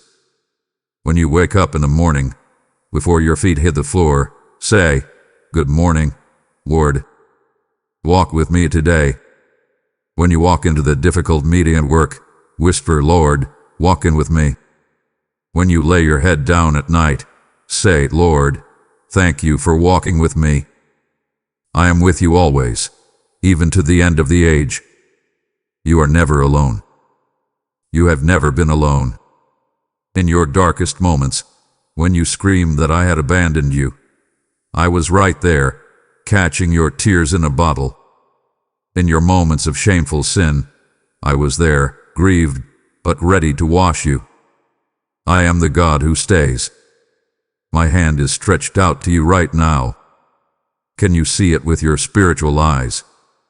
It is a hand that bears a scar that proves how much I love you. I paid the ultimate price to have this walk with you. I died so that the veil would be torn, and you could enter my presence without fear. Do not let my sacrifice be in vain. Do not live as a spiritual orphan when you have a king as a father. Come. The journey is not over. It is just beginning.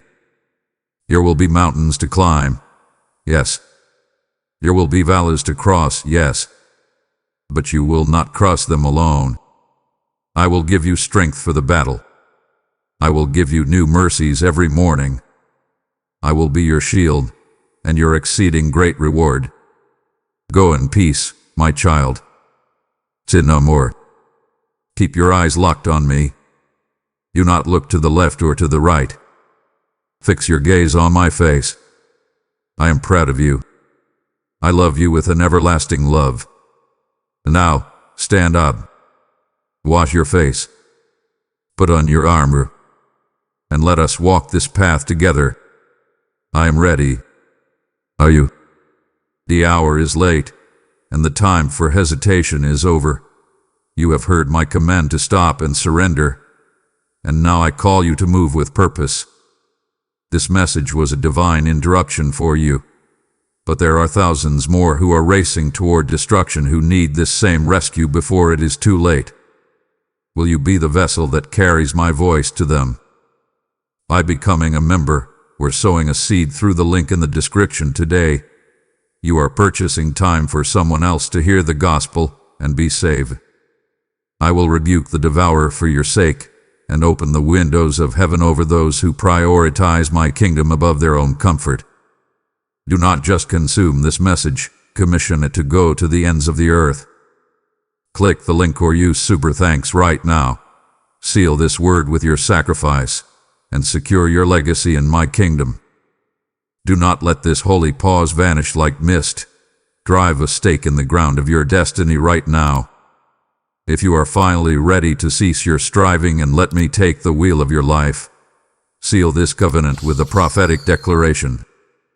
Type "I stop and I surrender" below to signal to heaven and hell that you are done fighting this battle alone.